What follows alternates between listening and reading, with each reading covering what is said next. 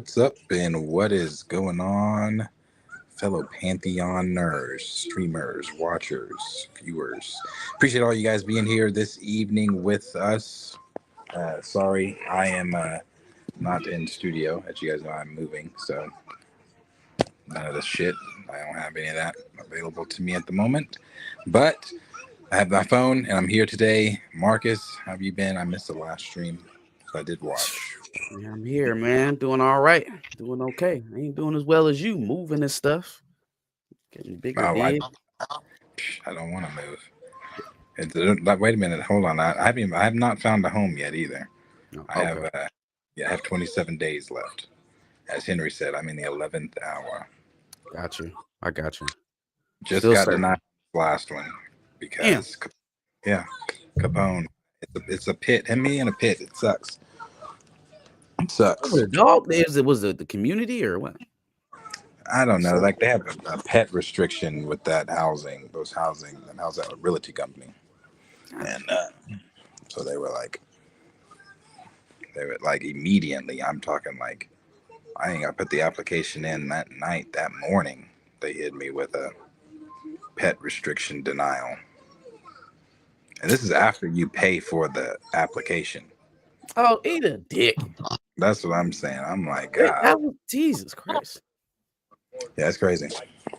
It's crazy, but we'll figure this. Really, what might end up happening, and I don't even know. So send everybody watching, send prayers and good vibes. But someone I know may be buying my current home, which would allow me to still stay in it and just pay them the rent. That would work out for sure. Yeah. I mean, I pack stuff up, but I will unpack quickly. I was going to say, right back up the block, player, for sure. So, what do we get into here first tonight? The first thing we're going to get into is Coleman, and we'll talk about Coleman Domingo. So obviously, it's been in the airways for a while now. This is not the first time Coleman Domingo has said that he's had discussions with Marvel. However, I did think that his discussions with Marvel came to an end once we found out that he was going to be playing animated Norman Osborn. I thought those were his discussions that he had with Marvel. He kept saying, I want to play a villain. And I thought they granted his wish with that with that voice acting job. Yeah. You guys have no idea what you're talking about with Marvel. And I seen that little quote that you put up that we asked Coleman Domingo what he wanted to do. Let me set the record straight on everything. Questions. Go, Marcus. Took too long. Planet Fanatics, your turn. Took too long. Time is money. I'm not here for a long time, sir. Oh, that is funny. Why do you keep casting black actors to play white roles? I don't cast black actors to play white roles. I cast black actors so that black roles don't get popular. There's a difference, idiot. Are you guys doing that like across company? Because like it seems like you have a problem with that in different studios as well. For 11 months of the year, yes, we have a problem with that, guys. I'm tired of this covert stuff. You get Kevin Feige. Here's the thing, guys. There's this famous quote from Malcolm S. or whatever, and he goes, how they will pay one of us to kill one of us just to say it was one of us. Jonathan Majors is one of you. And Jonathan Majors played Kang. I'm going to look really, really bad if I casted somebody else to replace him. So what I'm going to do, right, is I waited for all of the internet memes, which I may or may not have a part in popularizing, but we definitely got all the people fan casting Coleman Domingo as Kang. So we finally invite him to our offices and we say, Coleman, what role do you want to play? Knowing good and well his answer is supposed to be Kang. And you know what then? Then we spin it. We spin it this way. We go, Kang the Conqueror was going to be Jonathan Majors, but then in came Coleman Domingo, a talent that is beyond this generation. He's great and one that we cannot say no to. We can say no to anybody. Look, if Denzel Washington has to get a part written for him, then Coleman Domingo can do what we ask him to do too. But no, we throw it out there as a question. Coleman Domingo says Kang, and boom, Bob's your uncle. He is now Kang the Conqueror on his own will. Not that we forced it on him. Now, this idiot Coleman Domingo said, I'll take whatever job I can get.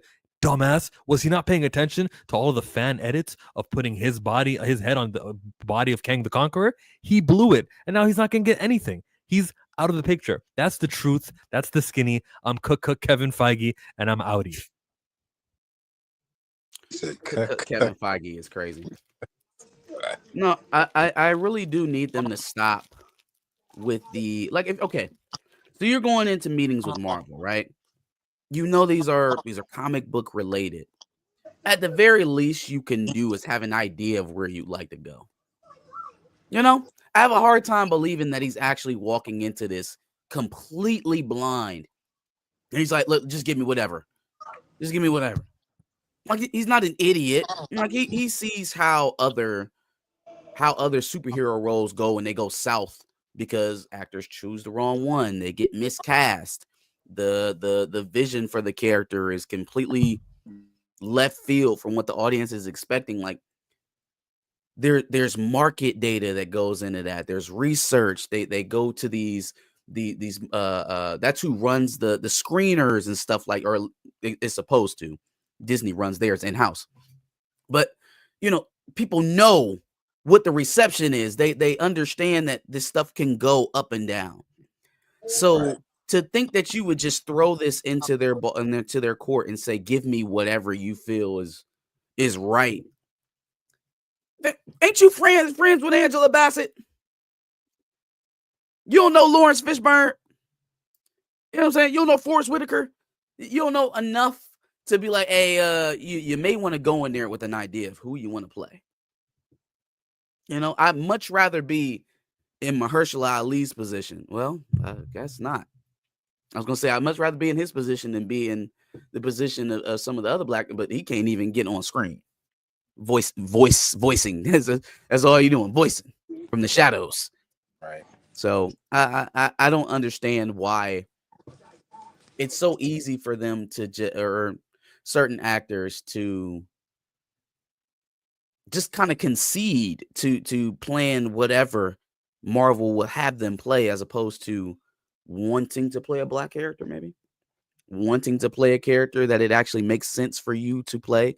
Maybe even you kick this role on to another actor when you're done playing it. But it just doesn't seem to be the calculus, across the board. No. Like I said, Coleman has been saying this for a while. I'm talking with Marvel. I had talks with Marvel, blah, blah, blah, blah, blah. Some people are thinking that the secret role that is going to be in, what is it, Doomsday or Secret Wars, is his role as Kang, things like that. I can see them making him Kang. I've seen some people saying they're going to make him Kang and still just have RDJ's Doom decimate him. But do you bring Coleman to me? And that's another thing. Does Coleman Domingo not have the self-respect enough as an actor? I mean, would you accept a role that RDJ is just going to kill your character in 10 minutes and then you're done? If you care, you don't take it, and if you don't care and it's a paycheck, you take it. But see, the way he's been talking for the past year and a half is that he really does care. It's like he wants to play this villain. I've always played the good guy. Giancarlo Esposito was talking the same way. You damn right. He was talking the same way. He was like, hey, I'm so excited. And oh my God, Professor X, it would be great. Oh my goodness. I've been coveting this role for so long. Sidewinder. You are damn right. What are we doing? Yep. So what are we doing? It may be the thing where he just gets in Marvel because he wants to get in Marvel. But I think he's mistaken. I think he's going around still having these comments. Marvel's not going to correct him because it's not as if Marvel. I mean, we don't know what went on behind the scenes. I highly doubt Marvel called Denzel or anybody in his team and said, "Hey, he needs to not say those things." So I'm sure Marvel's not calling Coleman's team or Coleman and saying hey, we saw that interview that you had where you were talking about still having talks with us, but the role that we gave you as Norman, that's the role. I think he might be mistaken on some of the things. I think he I think he is in Marvel, and the role that he's got is Norman. I don't think because remember he sat down and said they asked me what role do you want to play, and I told them what do you got, and they said, well, we got this animated Norman Osborn, so here you go. So I think that's what he's doing. I don't think there's any more. Please, sir, give me some food. Well, what you want? I just take anything you give me. Well, here go this chicken bone over here. You know what I mean? Here you go. You can be race swap the voice actor Norman Osborn. Right. I really think the question or the opportunity to do anything he wants to do, what do you want to be cast as? That's just so he can say Kang the Conqueror. And they go, we couldn't say no. How are we going to say no to such a talent? We're not going to decline Coleman Domingo. What? That's not what we're going to do. No, no, no. And that's why they asked him. Yeah. See, I was watching Josh from Den of Nerds kind of made that same point this morning when I was watching him. He said the same thing, and I was like, yeah, but they also did. Mahershala Ali's a 2-time Academy Award winner, you know, because he was like, oh well, it's Coleman Domingo. They don't turn down Coleman Domingo. Yeah, well, it's Mahershala Ali. Well, once playing the name almost doesn't carry the same weight in those halls, which is so disrespectful to me. It is an affront to their stature that their names doesn't mean anything in those halls. That in any other production, those actors are revered. They are given the respect. They are given the roles that fit their skill sets. That acquiesce to what they are as actors. But at Marvel, they are this big. Halle Berry as Storm. We remember what they did to her in Last Stand. They gave her a fake script in X-Men literally a fake script. Oh, you're gonna be the lead. It's gonna follow Storm. Oh, cool. I'll sign up. Ain't none of that shit. All of it scrapped. Bryan Singer is a absolute demon for that. That is crazy. And who's I think there is an executive producer who's still around from that production who works at Marvel today. Wasn't that Simon Kinberg? That is not where I was going, but keep going with me. Who was along with Bryan Singer doing the X-Men? Kevin Feige was part of those productions. There you go. Mm-hmm. Interesting thing is like Storm, Blade, these are black characters. Kang, white character. So it's different standard. Even though the actor, same thing we were talking about last week with Zeus on Percy Jackson, the actor is a black actor. But the character is worth continuing, worth furthering, worth trying hard for, and they'll do the recast. Wow, that's funny. Next topic? Sure. Yeah, I mean, we'll wait to see if Coleman shows up. I mean, if he shows up first anywhere, it's going to be that animated Spider-Man universe. Yeah. But if he does show up as Kang, more than likely it'll be Beyonder Kang. I don't think it'll be the Kang that was sucked into the quantum realm. The quantum machine engine in Ant-Man 3. Because remember, in the original rumors, that Kang was supposed to come out and be the Beyonder before RDJ and all the changes and things like that. So if they still Wouldn't stick it be easier just to make him a variant we haven't seen yet, though? I think so. I can hear some background TV on one of you guys. Everything's off over here. Hold on. It was him, yeah. Was Kang white in the comics? He was. Absolutely. Yes. Michael Nemo, he was. Basically, any character from the 60s, you can bet your bottom dollar. If they're not this guy. If it's not T'Challa. It's not T'Challa, Luke Cage. Falcon. Or Falcon, yep. Misty Knight. Yep. Hey, look, Michael sent a live chat without paying a super chat. See, it can be done, Michael. This man just breaks the bank to talk to us. We'll mention you. Brother Stark said he'll play Prowler and then they'll kill him. Donald Glover is playing Prowler, isn't he? Can we scrap that and make him Coleman Domingo? Because I feel like that would be awesome. Yeah. Or somebody else mentioned, I think it was Brother Stark said that he could play his dad. But then So then we gotta, I guess we gotta kind of pick. One of them has to die, right? So I guess whichever one is not going to die and survive, whichever Miles we're taking, version of Miles we're taking, then Coleman Domingo could play the other one. I wouldn't mind if they both survive, but if they just do that twist. That would be great. You know, they could retcon it. But let's be real. Yeah. Darius, who cut the TV off? Turned the TV off. Was it T'Challa you were talking to in bed just now? It was. It was T'Challa. Booyah! Thank you, Michael Nemo. $5. Thank you, Michael. We love you.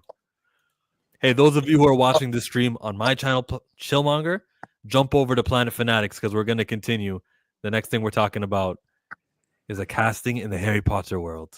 Oh, Jesus. Harry Potter. You're a nigga, Harry. I'll tell you what. I really, really, really do not like this at all. I don't like it. I don't like it. I don't know why we're doing this. I don't even know why we're entertaining this. I don't know why he's entertaining it. Why? You know what I'm thinking? I don't think Jodie Turner is friends with other black actors in Hollywood. She can't be.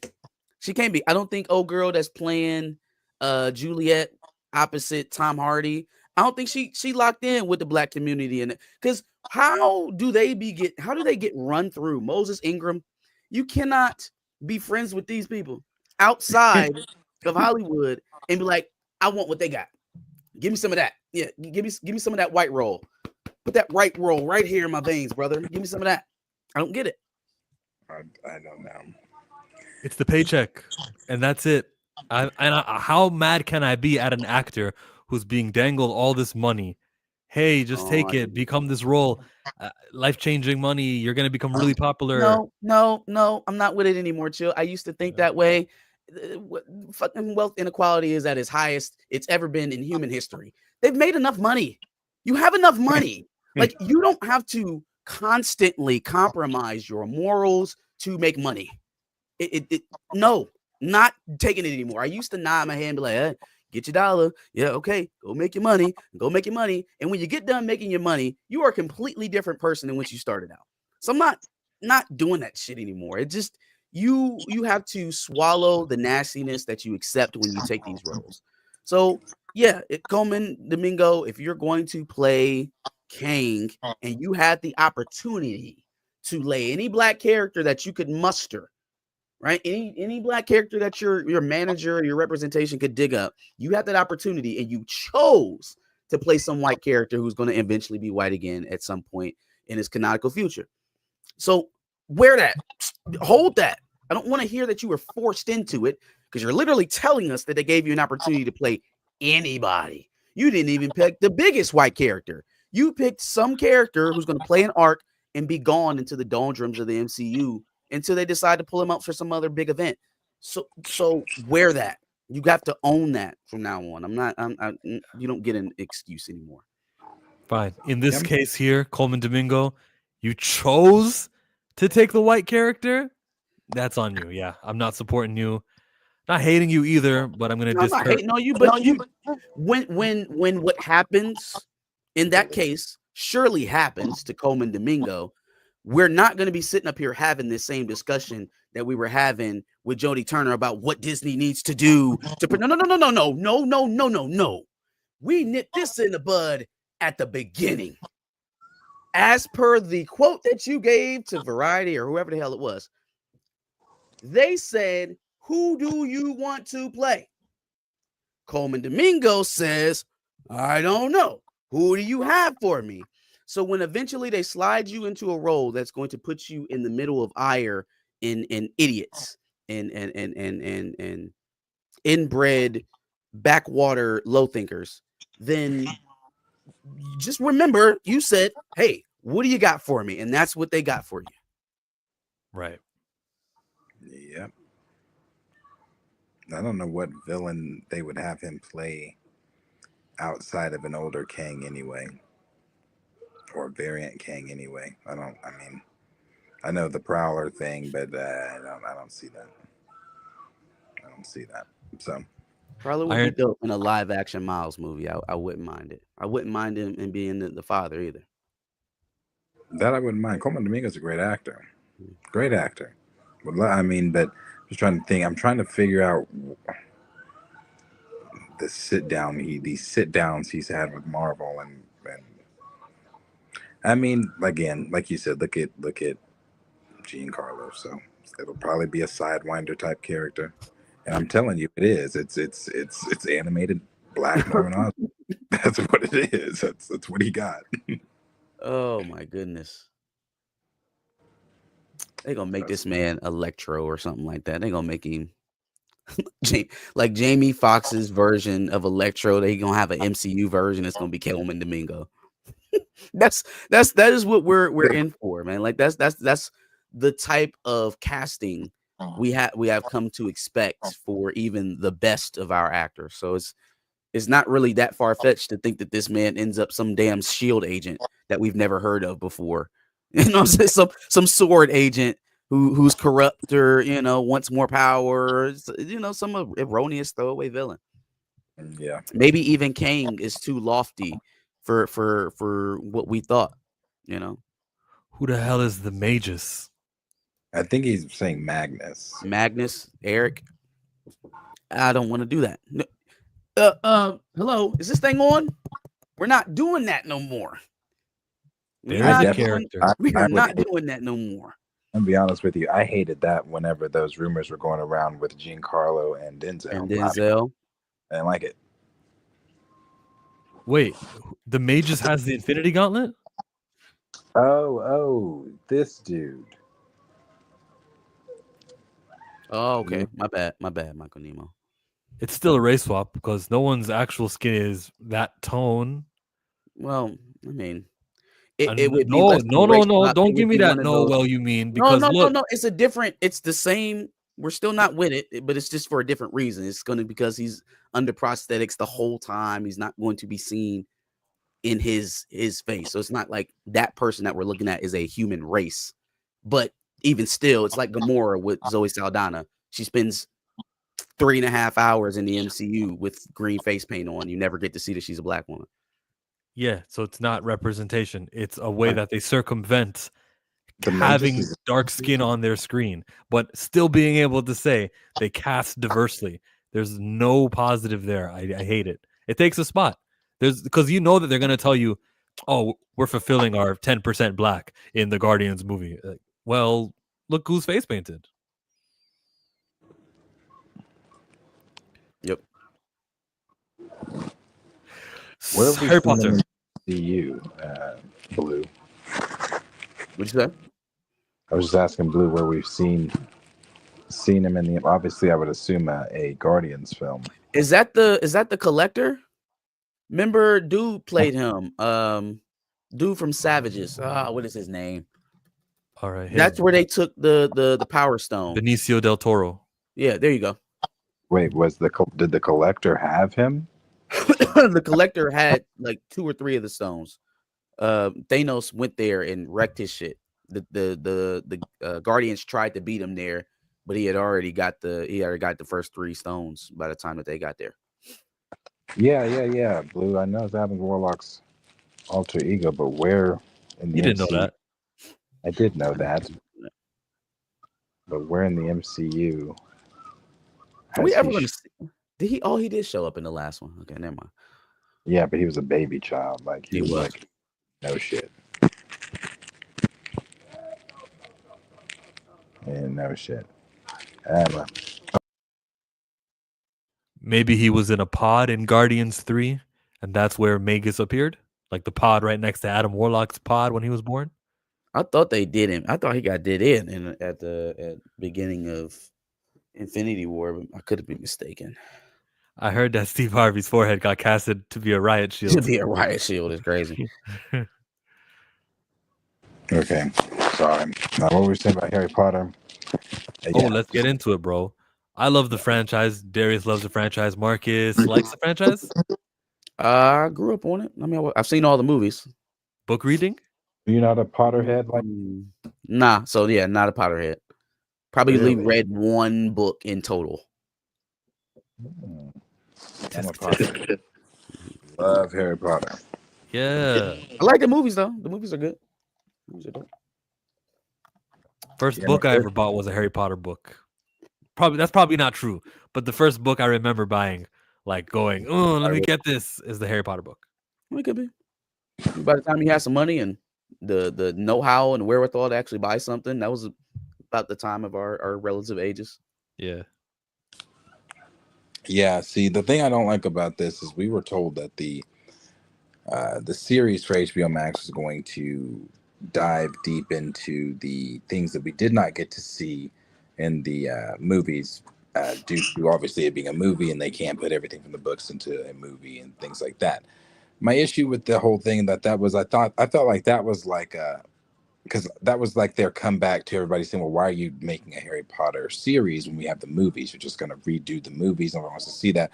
Like, no, we're diving deeper in. We're touching more on the books and things like that. And we're going to keep it a little more accurate and things like that. Well, this is far from accurate.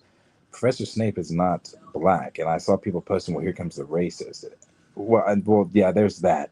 But also here comes the people that just don't want you to race bend characters. If you wanted to make a black, as we say with everything, a black professor or someone like that, then make a new professor. Have this dude be someone completely different. There was already a black professor. There was the I don't know where he was from, but he was there. He was from the what is the order, the ministry. He was from the ministry. Ministry of Magic. Yeah, from the Ministry of Magic. The blue, yeah. I know what you're talking about. The dude that said Dumbledore's got style. Yeah, there you go. Yep. Yeah. Out of all the characters to fuck with, you fucked with one of the most important. Snape. Snape's character. What? This is the character is far too important in the Harry Potter universe. His connection to Lily and James, his connection later on with Harry, the sacrifices made for Dumbledore. I don't want to see. I'm sorry. When I see Snape, I'm seeing a white man with long black hair. Not seeing I've been trying to picture. I even was looking to see if somebody did some fan art of what he could potentially look like as Snape with like a Marilyn Manson wig on, like the silk press bob on him. It just come on, man. It's Vampire in Brooklyn. I'm like, literally, yeah. So I don't. When Lil Uzi Vert was still perming and pressing his hair, that's probably what it's gonna look like. And are they even going to do that? Are they going to give him the short hair? Are they going to go more of a cultural look for him and give him a bald fade? That's even if he accepts the role. I hope he looks at all of how people are reacting, how they digested it. Yeah, how they're reacting, and says, you know what? I think not. I actually agree with Lawrence here. How Hermione's Muggle, they made her black, like in the new series? Is that Hermione? This is a play about 10 years old now, and the Hermione actress that they used was this woman here. Her name is I used to have it open. I don't have it open anymore. I think it makes more sense than the whole Muggle arc. Because the way that they ostracize her, the way that they treat her, and the fact that there's like 2 other black students in the entire school and they have like 10 speaking lines the entire period. It makes more sense for her to have been black. You don't see no other Muggles, at least in the movies. Now, I can't speak to the books and how Muggles are treated, but they're always just talked about. And the only one that you ever see discriminated against is Hermione. Like, she's the only Muggle in the school, you would have to think. So, like, you might as well have just made her black because that would make more sense. No, I don't want it because I don't want it would make more sense than what we got. My issue is you do Hermione this time, and she won't be next time. Instead, it'll be Hagrid, and then you get Hagrid. I don't mean change it. I mean, like, probably instead of casting Emma Watson, you probably should have cast a young black woman, a young black girl. No, if you would have just started with it, her hair is frizzy and all that stuff. Sure, if that's what the intention of J.K. Rowling was. I think I've heard her talk about what she intended to do, blah yada yada. I don't want to hear it. You didn't do it, so it doesn't matter. It was way after the fact, and she did have enough creative control to make sure that casting to was make right. that decision. If you wanted it to happen, it would have happened. No hate to Emma Watson, but No, but my thought though is, yeah, you get Hagrid this time, and then next time it's going to be the Weasley family, and then next time you race up because Harry Potter's going to repeat. We're on like the third go of Harry Potter, the franchise. The first go around was with Daniel Radcliffe, and then they did the one with Jude Law as Dumbledore, the prequel ones, which was not canon to the. And then they got this canon here. This is the third time around. It's going to be a Max series, and it's bound to happen again and again. I'm saying, make one of your characters a teacher or introduce a student or something in the Harry Potter franchise so that we can have a reoccurring character year after, I mean, not year after year, but reboot after reboot. That's your solution if you want to diversify Harry Potter up. I keep doing that on accident. The guy from How to Get Away with Murder, he played Wes in How to Get Away with Murder. He was in Harry Potter. Let's expand his role. Oh yeah. He was in Gryffindor. Yep, he was a Gryffindor. Also, we talked about the other additions to the IP in terms of Harry Potter. There was also a very popular $1 billion video game, Alfred Enoch. There you go. Yeah, let's expand his role. There was also a very, very popular video game in Star Wars. Jesus Christ, Hogwarts Legacy. Some of those characters, you can use them. You can canonize them in the new series. Yeah, there are avenues to do this that are, like you said, that are lasting, that have nothing to do with changing Severus Snape into a black guy. And then making that the focus of the series. Right? It's just not. You're not going to get around that. People are going to deal with that before they look at anything else. It's going to take me out every time. Every scene he's in, because he's not going to come in with that, like, what is it? 10 to page 394. Yes. He looked unalive. The man was so pale and exuded no type of emotion. It looked like his face was sliding off of his cheeks. Right. You know what I'm saying? Like, we're not that lifeless of people. You know, I don't want to see us try to emulate that. But that was his thing. He was a very good actor. Yeah, very. I mean, Snape. I just don't see anybody. I don't know.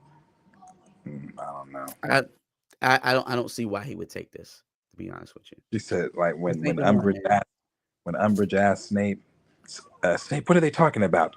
When she was at the secret place at the where they're meeting, and he said, no idea. Yeah, bro. No, I don't like it. I don't like it. So we'll see what happens with it.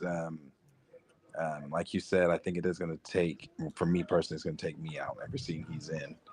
Now, maybe he comes in, he does a phenomenal job, and we're like, oh, wow, maybe he is Professor Snape. Nah.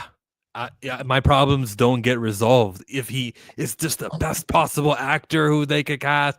That doesn't resolve anything I'm looking at. I'm looking at how Max has a certain percentage of black castings they must do in that studio. And it sucks that casting is being used on a white character.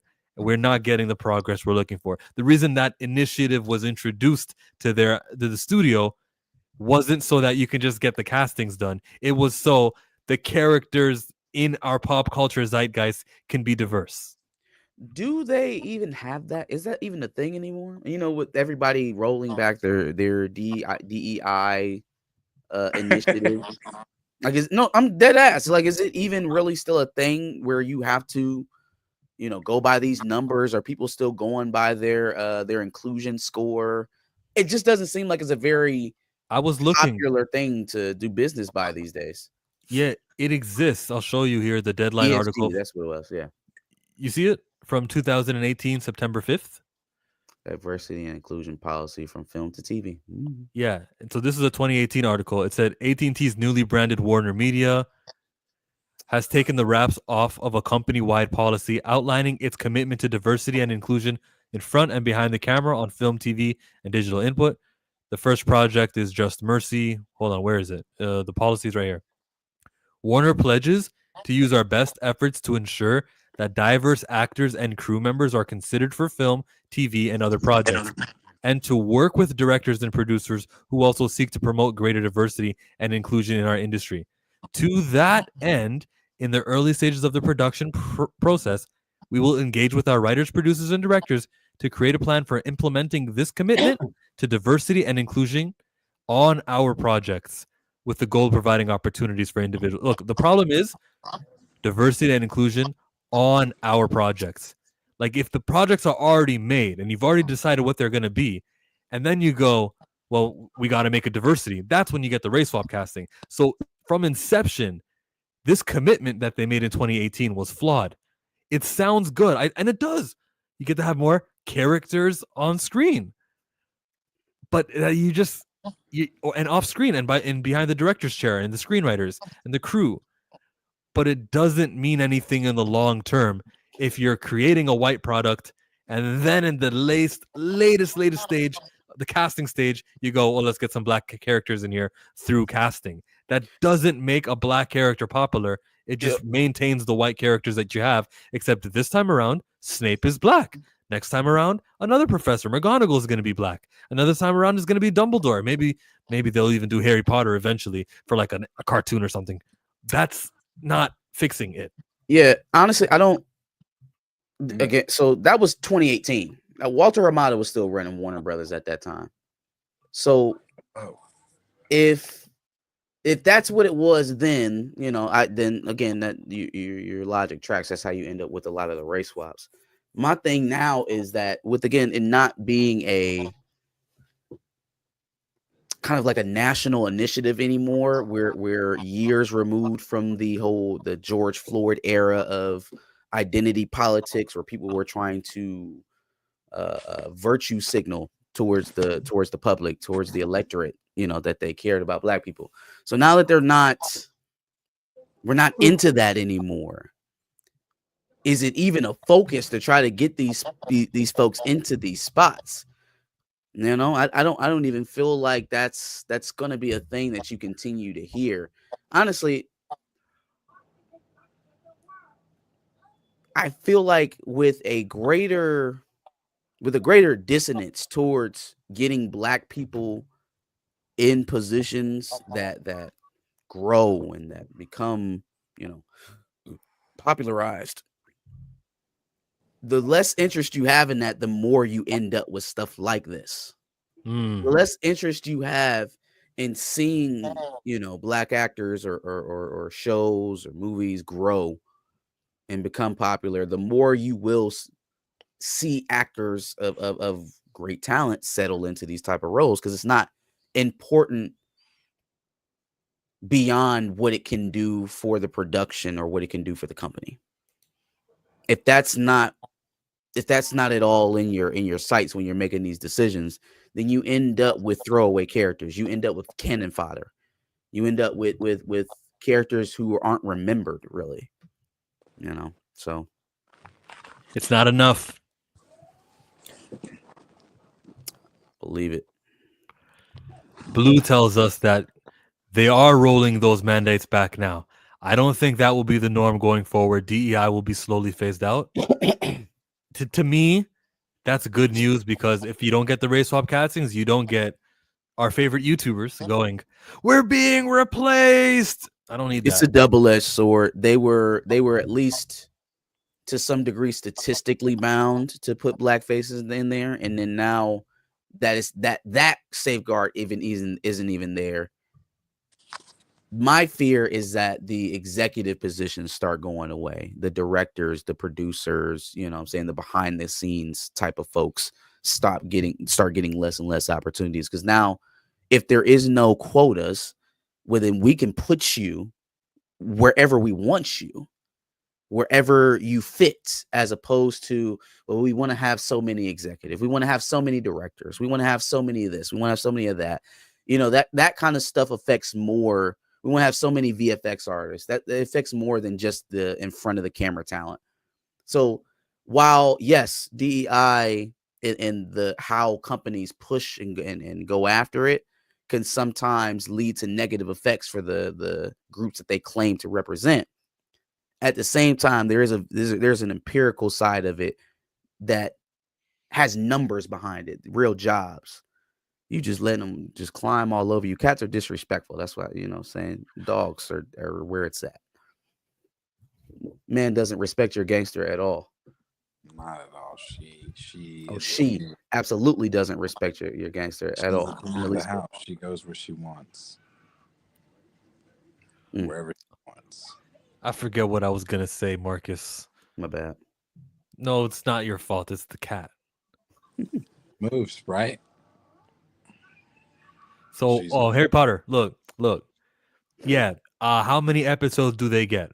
That's the question. And how lengthy are these episodes? There is a demand for people who like Harry Potter, especially throughout the years while there was streaming. Some people binged it, and there's some new fans of it. The kids who grew up on it, they're all in the adult money spending phase of their lives where they can subscribe. Don't cheap out on it. This is actually a guaranteed success.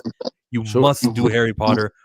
You must have as many episodes as possible. Be creative. Now, with a lot of child actors in the first season, they'll grow up. But with the child actors, probably have some sort of like plot that is adult oriented and impress me. Be different. Don't be just like the books either. Give me 50% accuracy. That's what I would like. 50%. Because we already got a very by the books movies. Respect to that. Be a little bit different here. I think you're going to get a lot of pushback if you do that, because the whole purpose, the original pushback was, why are you doing this to begin with? Because we've already got 9 movies that tell us this. If you go then and add your own spin to Harry Potter, you're going to piss off those hardcore, I go to Universal Studios every year to Ollivanders and make a wand fans the fuck off. Because they're going to be like, this is not my Harry Potter. This did not happen in the books. Now you've got the creatives doing their creative spins and creative differences. I think that's why it was so important, though, to keep J.K. Rowling close, though. Warner Brothers made a calculation. Like, we could lean into the part of the fan base, and that is a real thing, the part of the fan base that's, like, hating on her, right? And doesn't want to see her succeed because of, her views on certain issues. We can lean into that, or we can lean into the part of the fan base that only cares about the product, and that part of the fan base is larger. Is going to want J.K. Rowling attached, and that part of the fan base is larger, and that part of the fan base is who you're trying to please. But I said 50% accurate, meaning like, do some new characters with new plot lines and follow the camera on them. Don't make Harry Potter say something he would never say. All right? Don't change too much. Just 50% of the same as the books. That's all I'm saying.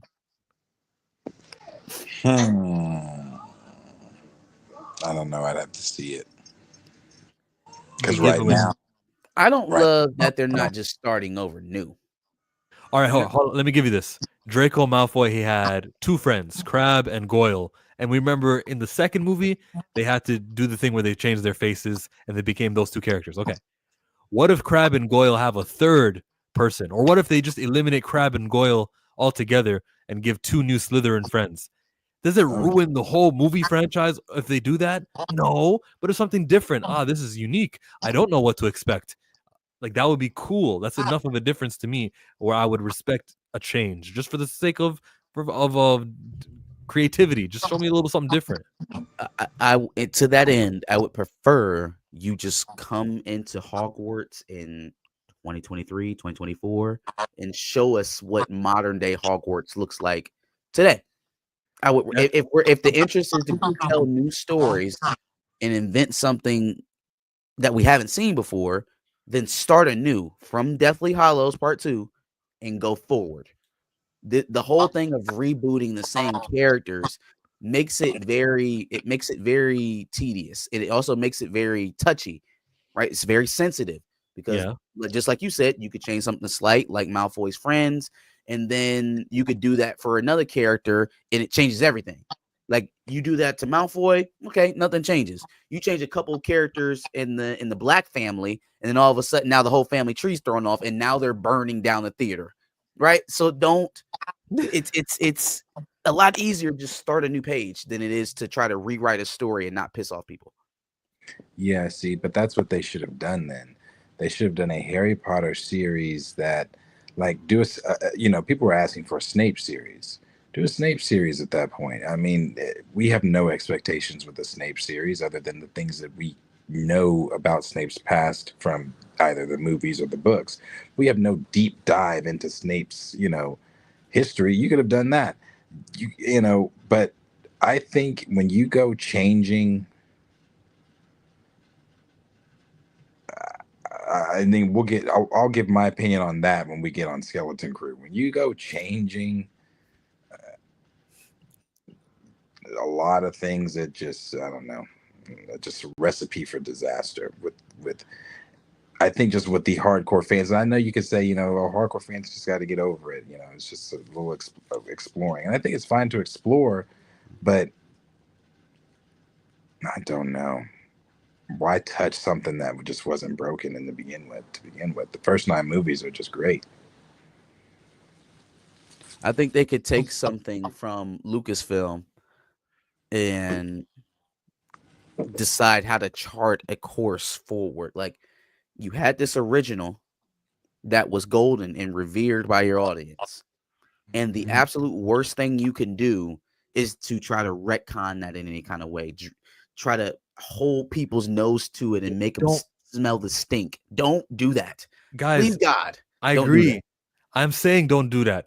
But what's Hagrid doing when he's not at Hogwarts? What if the camera just followed him a little bit longer? I'm saying the more you give them an opportunity to go back and fill in gaps in a story that's already established, the more opportunities they have to mess up, to do something that doesn't quite make sense, that doesn't quite fit, that's different. They have a different character interpretation now than the writing crew did back then, so it doesn't match up. That threat exists always. I'm saying do it without the screw up. Do it without changing. Just do it perfect. Yeah, we can just do it all perfect. I mean, that's the easiest thing. Yeah, just do it perfectly. Well, then, you're with me then. You're okay with it being done if it's done without. If it was done seamlessly like that, then sure. It's risky. It's much easier to just be creative and make new stuff. Like, Darius, we have a Triwizard tournament coming in the 4th season of this Harry Potter Max show. Do we want to hire our Victor Crumb early? Maybe we can have him interact with Hermione in season 1. Oh, Victor doesn't go to Hogwarts? They can find a way to do it. They can find, like, while they're shopping at Diagon Alley, that's Victor Crumb over there. Oh, hey, you dropped this, my lady. And then she smiles at him. He smiles at her. At least you like that. I just don't want it. Why are we establishing history with Victor Crumb? Because when he chooses her to dance with her at the ball, then we can... that's why. It didn't come out of nowhere. Where was Victor Crumb from? Where were they? What school was that? Wasn't that some, like, Hungary? Somewhere in Russia or Siberia, something like that. I don't know. I guess Diagon Alley is it a... I don't know. Why not a prequel series? You mentioned the Snape series. Why not just go back to Lily and James? You know what I'm saying? Let's see them fighting the original Death Eaters. Let's see them fighting Voldemort. Like they sell them like that was a very hellacious time. Okay, good. A Harry Potter prequel with Lily, James, Snape, Dumbledore, all of them. We've already gotten past everybody. Yeah, we already got to see a flashback. Well, Harry got to see that flashback. Yeah, we just see the flashbacks. No, show me the whole entire lead up. Yeah. Like everybody getting scared. Oh, he's getting more powerful. Oh, he's killing people. Wizards are popping up dead. It could be a whole True Detective season of prequel Harry Potter series. That would be dope. Before Harry, that would be dope. Okay, I want to see that. I don't need to see it on a TV show. But the first episode of this, since it's not a movie and you don't have like a time restriction, you can show me whatever you want. Remember how Netflix had the Avatar Last Airbender? We saw the Fire Nation and we saw them destroying Aang's temple. Part of that series was seeing the actual fight, and that's what I'm saying. I like what Dan the Man, you can actually put it to life.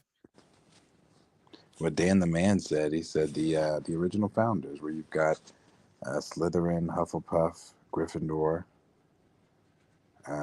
Ravenclaw. Yep. We have time for that in a flashback here or there. A teacher will be teaching the students, well, a long time ago, you were in this house, and then This is the Sorting Hat. Now he's gonna decide. But during that little speech, flashback scenes of all 4 of these people, and they're gonna come into return because the Horcruxes are most of them are related to these headmasters or house masters, whatever they're called. I think Marcus said that could be a series. I think it'd be a better series than the movie. Yeah. You guys are overestimating how much people care about Lily and James. It's called Harry Potter. You think they'll watch a movie about Lily and James Potter? I think. But they barely watch Fantastic Beast. The focus would be more on the wizards. I mean, we obviously know Voldemort, but just the mystery around just seeing. I mean, how many times have we seen different perspectives of point of views of Order 66? So seeing the point of view from Lily and James and their Pierce's perspective of Voldemort rising and killing all these different wizards and Hogwarts becoming unsafe. Hornswoggle giving them up. Mm-hmm. Hornswoggle? Oh, you're talking about the rat? The rat, yeah. I think his name was something else. Wasn't it? It was something like that. Peter May. Someone's gonna get it. Peter Pettigrew.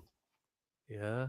Peter Pettigrew. He was called Scabbers or something. Scabbers. There you go. No, who the hell was Hornswoggle? Who the hell was that? I know.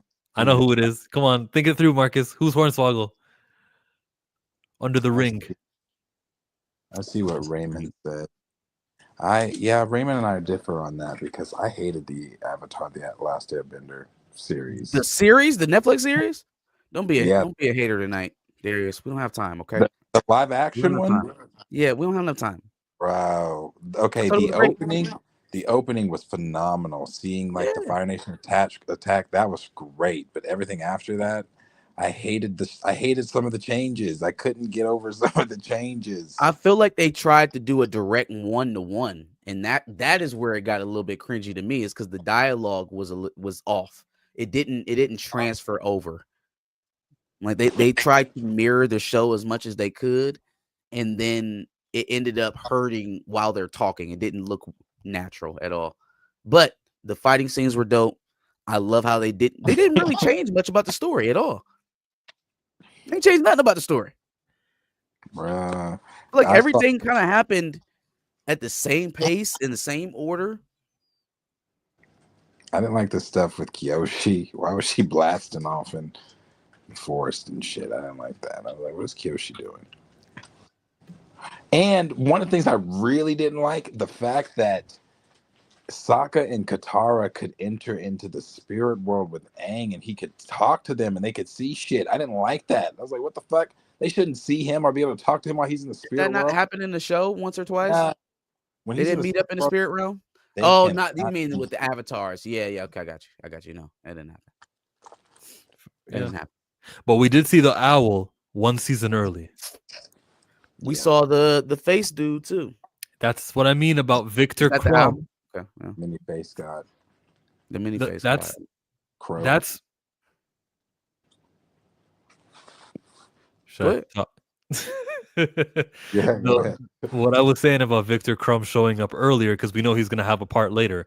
You can set it up. Same thing with that owl from the spirit world from the library. In Avatar on Netflix, they showed the owl earlier, just to let you guys know it's coming. And they showed also, what's her name? My girl Toph. I think Toph had a little mini appearance here too. She's coming this season too. That I'm really excited about because we barely saw any earthbending. Except for the whole fight with Boomy. But yeah, I'm excited for Toph. I'm excited for Azula. And all of her and her friends, pulling up. The only thing the slightest criticism I have on the casting is that I think that they went a little young.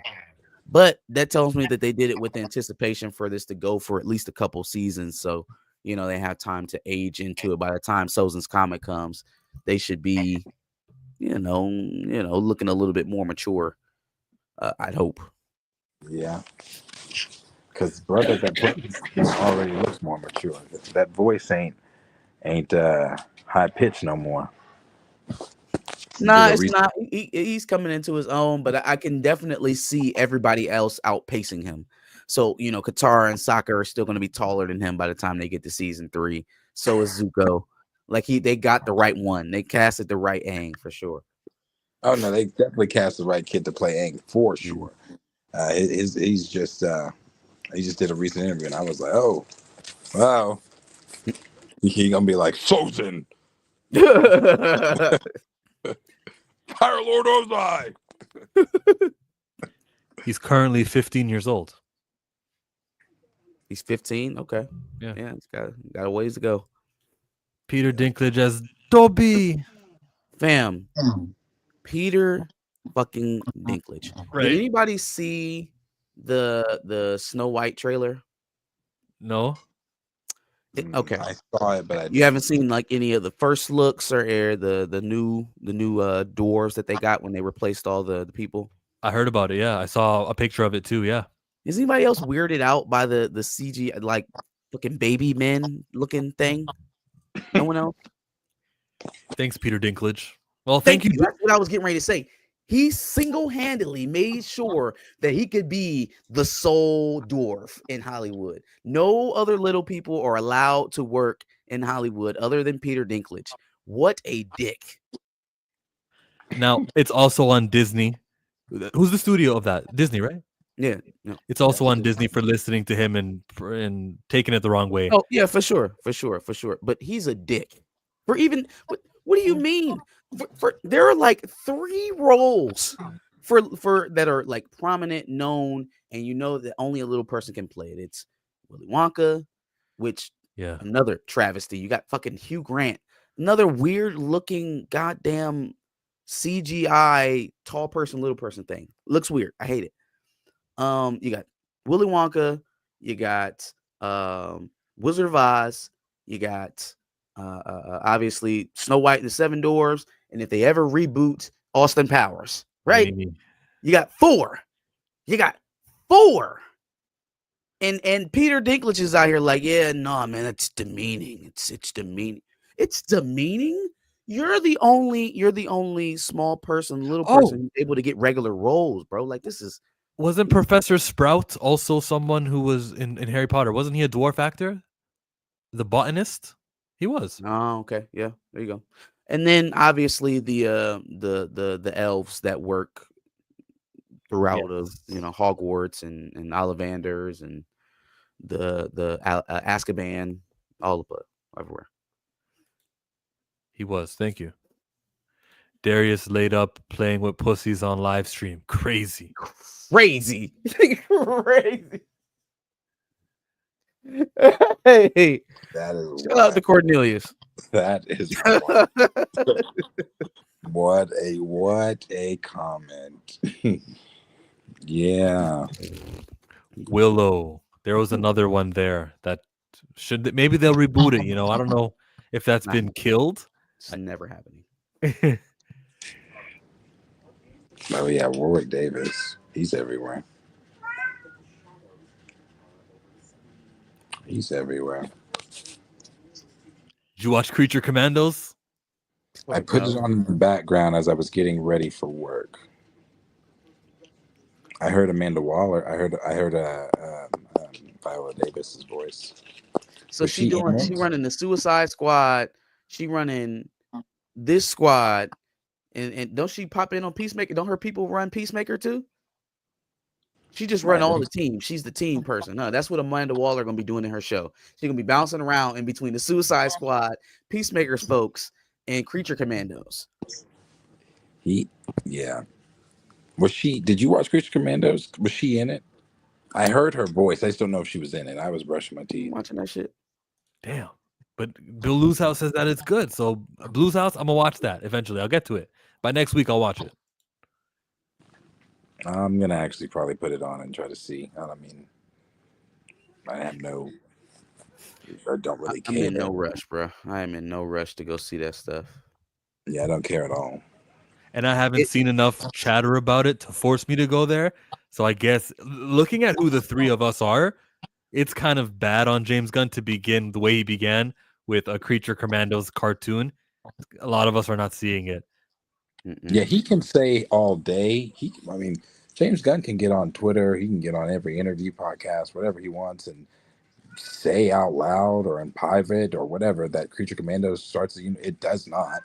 It may to him, but it doesn't to to Superman starts the You universe. see, he had the nerve to say, yeah, things operate a little bit differently over here than at Marvel because we nothing's actually greenlit until we have a script. I will smack fire out of you, James Gunn, in your lying ass. See, that's the type of stuff that makes me not trust a word that comes out of people's mouths. When you lie that blatantly, fam, how many times have we gone through this slate? When it's going to be canon? When movie's coming out? When? What are we doing here? This movie's coming out here. This is the start of the new timeline. All of this shit being talked about before a script is written. All of it. All of it. Where's Brave and the Bold, fam? He swears up and down. Paradise Dreams or Paradise Lost? What's the interview he just did with Josh Horowitz at the Happy Sack? He swears. Hold on, Jubilee, shut the fuck up. You didn't mute yourself, buddy. No.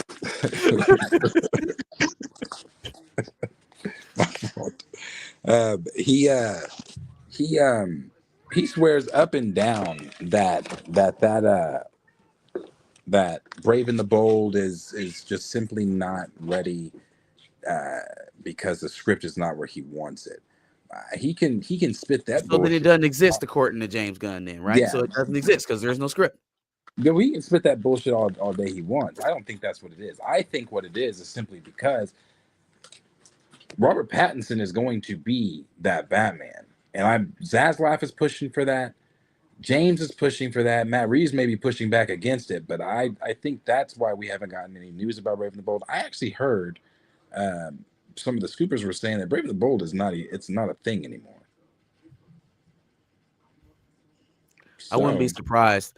I think also something that may be unforeseen here that maybe we have to start talking about with James Gunn. Is James Gunn just making the same project over and over again?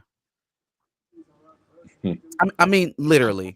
Is he not just making the same team up montage rom-com, or not rom-com, excuse me, buddy comedy film over and over and over and over again in everything that he does? Who's Superman's buddy? The dog? Well, that would be the first break from form, right? But then again, who do we got in Superman? We got Guy Gardner, we got Hawk Girl, we got Mr. Terrific. We're probably going to have Lex Luthor, right? It's the same shit over and over and over and over again.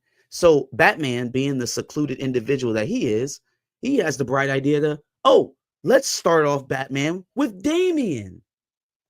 Because with Damian comes the League of Shadows, comes Ra's al Ghul, comes was it Talia al Ghul, right?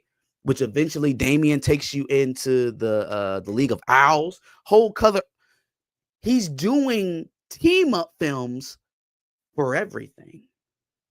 And that just doesn't jive with Batman, at least not right away. So I can understand him both having creative problems, but then also, if you take a step back from Guardians of the Galaxy all the way clear through to his most recent project of Creature Commandos, it's the same show, bro. It is the same show over and over and over again. And I think I have a sneaky suspicion he's going to turn Superman into that same thing. I'm with Dan. That's not happening with Superman. Okay.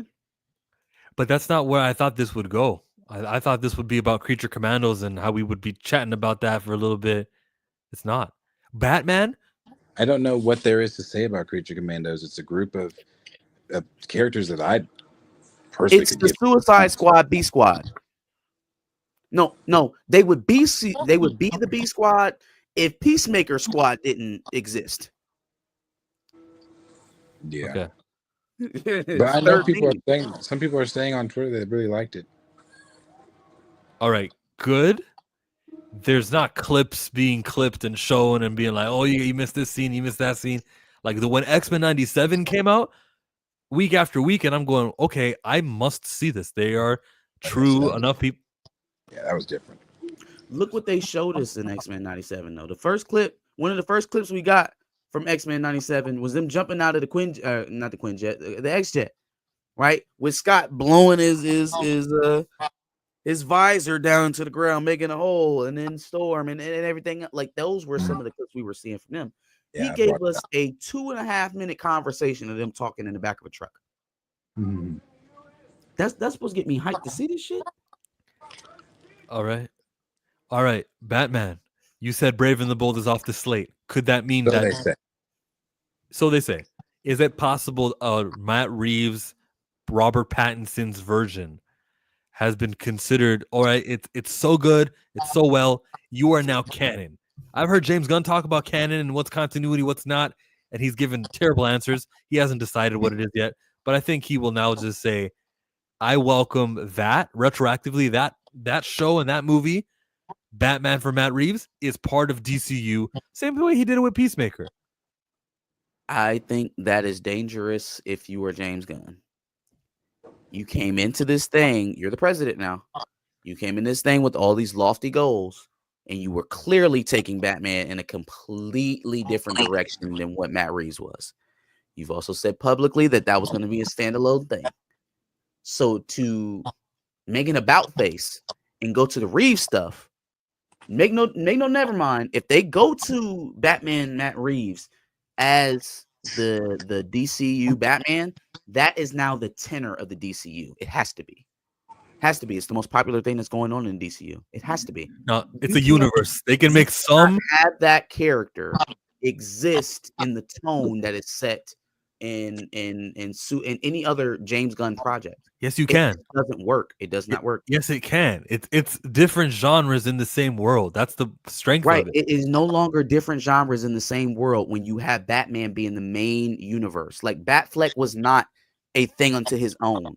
Batfleck was part of a greater universe. He was part of everyone else's story. And when they cover the Batman character, they need to make it true. Make him the same person that he is when he's interacting with the fun Booster Gold, or whether he's acting with his son. Not possible.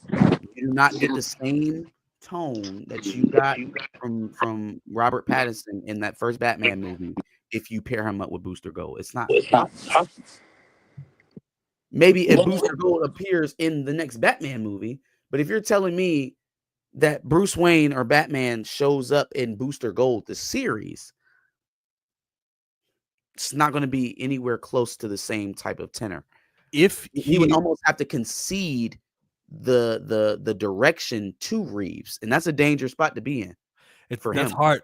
It's hard for me to see Robert Pattinson, the Batman that he was, everything he was told to act, and he knows who his character is, and now he's on Booster Gold and he starts acting out of character. I don't see that happening. No, not that's what I mean. Like, that's what I'm saying. He's not going to act out of character, but it's going to be the entire setting of that first Batman movie was noir, right? The narrating in the background, the low music tones, right?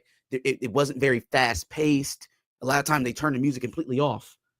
That is a very particular style of presenting a character that just doesn't mesh if you have it in upbeat, fast-paced, joking type productions. And that's what James Gunn is known for. Thanos was in Guardians of the Galaxy. Thanos was a huge, serious, we never told jokes when he was on screen, but it was a jokey movie. It can be done. Thanos was in Guardians. What Guardians was Thanos in? The first one. He's in it quite a bit. In the first Guardians? He doesn't do anything. And Infinity War. He's just there he's talking to what's it called? He's talking to Fine. He's in Infinity War. Infinity War is a what I mean. That's not what I mean. That's not what I mean. That's not at all what I mean. If Batman is Batman in this universe, he's not a one-off event style type villain like Thanos is. Thanos played into a greater arc. Batman is going to be ever present through the entire role for the DC universe. You need a constant figure. So if that's going to be Batman and Superman, the universe goes the way of those guys, not the other way around. There's space in the universe. It's a big place. There's space for Right, each but and it's still every comic tone. books. The characters define what the universe is, not the other way around. The space doesn't define the characters. They define what the space is. They're not defining a universe. A theme of a movie is fine. The theme of a Superman movie, the theme of a Batman. What's bigger in the MCU? The characters of Tony Stark and Thor, Cap. no, Cap. Yeah, of Cap and Iron Man, or their settings, or the greater MCU, the what they're part of. They defined what the MCU eventually became because of who they were. They set the tone, not, oh, it's this great, this great vast universe, and now we have Steve Rogers, now we have Tony Stark. It didn't happen like that. They defined what we would eventually see out of that universe. I think that Iron Man 1 and Iron Man 3 are different enough with the same character that it proves my point. In tone? Yeah. There's more jokes. After the Joss Whedon Avengers movie, there were more jokes in Iron Man 3. Yeah, but okay, so if I'll concede that there were more jokes in Iron Man 3. I guess what I'm pointing to is that is not as stark of a difference, just joking more, because that was always Tony Stark's, no pun intended. That was always Tony Stark's MO. Like, that was already part of his character. There is no joking in the Batman. There's no jokes, right? Like, it's just not, it's not a thing. Humor is not part of what Matt Reeves is doing with those characters right now. If they lean into that, he's going to be inching closer and closer to Matt Reeves' idea of what the DC universe is. If he lets Batman lead it, I don't see any version of this where Gunn ends up continuing to be the leader of the DCU if he concedes the field to Matt Reeves. So this is more business than it is movies, right? I'm talking from his perspective. This is the plan I set forth. We haven't even been able to start it, and that guy has a better direction. So where does that put me as the president? He didn't have to involve himself personally in each one of these projects, but now, since he has, it's his reputation, it's his decision making that people are going to come back to and call on. So if you have to pivot to someone else's direction, it doesn't feel like a very secure position for the president to be in. Co-president. Yeah. Keep forgetting about homeboy that never talks.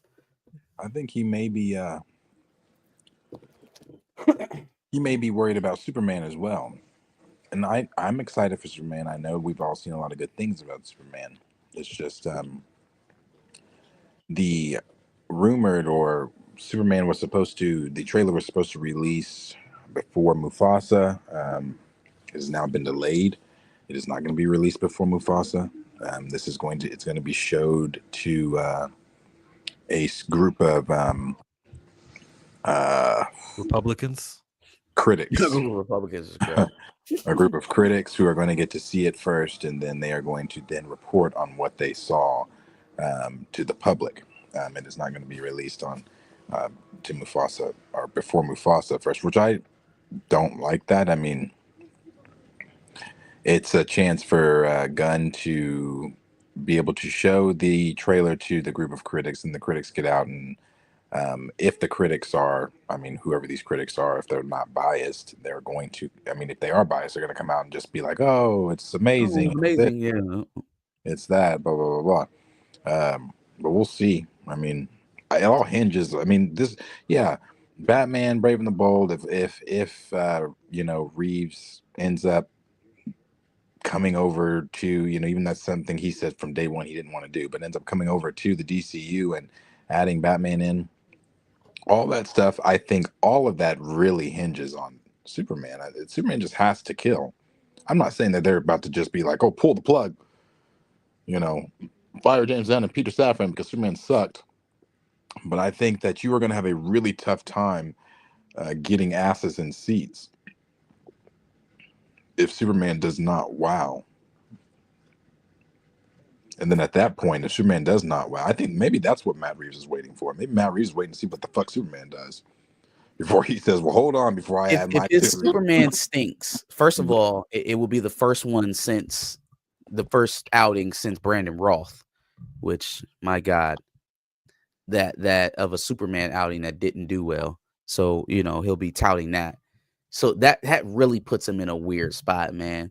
That puts him in a real spot because now you need Matt Reeves. It's one thing if you make the decision to go to Matt Reeves, but if you need Matt Reeves to save you, now I got leverage. Now I can ask for whatever I want. Now the next 2 Justice League movies are going to be in Gotham. Yeah.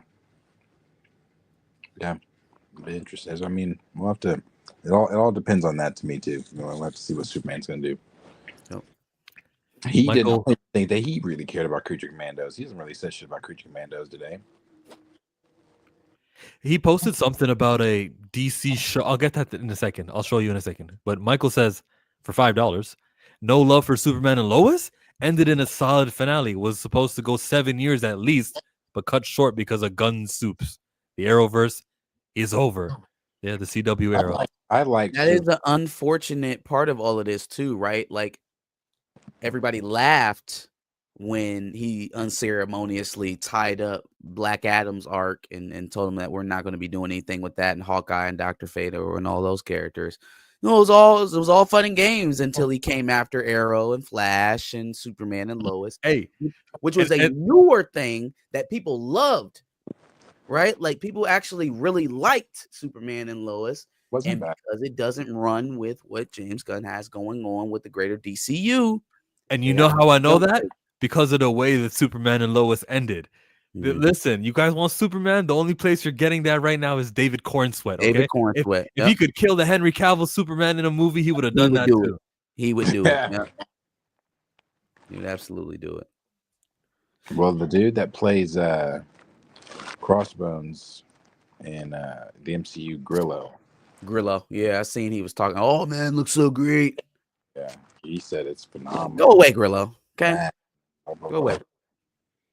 So I said that he looks like. I said when he was casted as him, he looks like him. I mean, the pictures, all the behind the scenes stuff they were showing of him with the little kids, I was like, oh yeah, he's really killing the aura of Superman.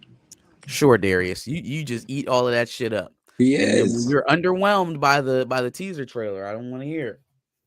I hope I'm not underwhelmed by the teaser trailer. The best thing about Superman is if it lets me down, I can just go to the next theater and watch Fantastic Four. If the trailer, if the teaser starts and you hear "Welcome to the jungle," talk it up, throw that thing in the bucket with Guardians 2. I'll wake back up when Reeves takes over.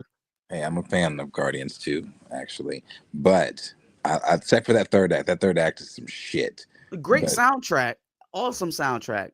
Not a very good movie. I like that. I guess let me put it this way. I think the movie's funny. The plot is shit, but the movie is funny. Like it has really funny moments. Like I gave your mother cancer and killed her, but now I brought you here to be with me. So become this higher being, and I'm gonna give you all this power, and just expect you to roll with it and be good. We good? Yeah, no. So the plot is shit. It's awful.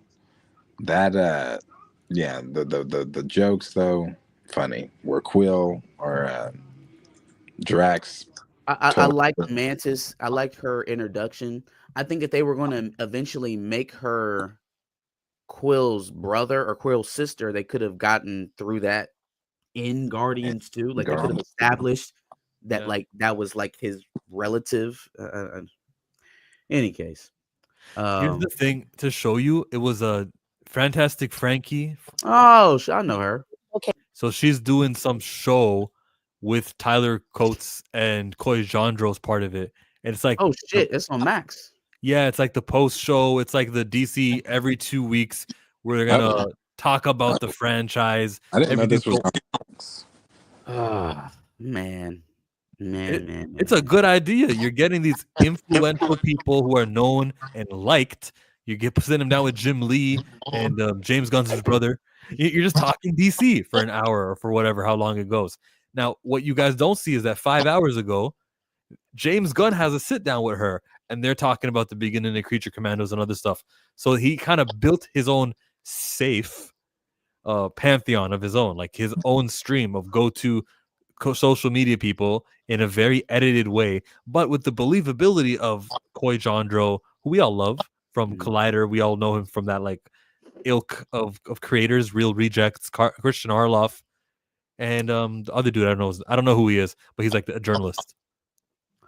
Yeah, Blue, I can understand another way for I think you got a very safe pick there. But congratulations to her for sure. Congratulations. This is just another way for Gunn to control the narrative, to control what he wants to get out, what he wants the headlines to say, and this and this and that. This is he's getting, and I like Koi too, but he's getting podcasters and things, people that are popular, that he can. I don't want to say he bought Koi, that are amenable. Let's just say that they're easy to work with. Yeah, yeah, exactly, because because there was no way he was knocking down, Josh's door. No, absolutely not. Yeah, and you know what? It's I am. I like that she got this opportunity. It's always good to see people that you actually that you've seen in your orbit, get pulled up. It's a huge opportunity on Max. That's crazy. But that is crazy. The very fact that it's on Max and that they have that level of influence, number one, is a blaring red flag to me. Like, that's a StreamYard if I've ever seen one. That's this layout right over there that they're doing. Yeah, no, for sure. I mean, they're definitely doing a Max show on a StreamYard budget for sure. But it's the platform, not necessarily the presentation. She's moving up. I just think that he would do good going into some tougher confines and taking some tougher questions. I think people are going to be annoyed by this. You guys all have to see the X-Men editor Tom Brevoort talking to Paul on Black Comic Lords. The first question he asks him, Mark D. Bright, he's an artist who died. He did the Armor Wars. Why hasn't Marvel Comics done a tribute or a rest in peace or anything? The guys on the website probably did something, and it's just he's more of a DC guy than a Marvel guy, so that's why we didn't choose to recognize him. Essentially, what's his answer? Paul goes, well, I disagree with the dissertation, but I respect that you answered the question. Anyways, right. And then he just went on to what he got to go on. These safe spaces don't exist. When it comes to race, I find that, okay, no disrespect to Fantastic Frankie. I'm not trying to insult her. I'm actually giving her points. No, it's love. Like she has an angle. She goes about her business a certain way. At some point, she's gonna have to ask the questions. You've announced 10 movies and shows. Which one is gonna be a lead with a black character? Who's getting that film trilogy? What's taking so long? And if she doesn't ask that question, it looks bad on her. She will have to ask the question. Sure.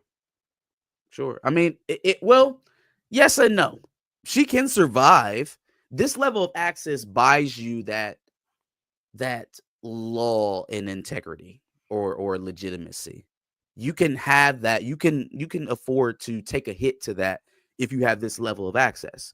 That's the trade-off, right? You no longer have to prove yourself to an audience when the audience is afforded to you.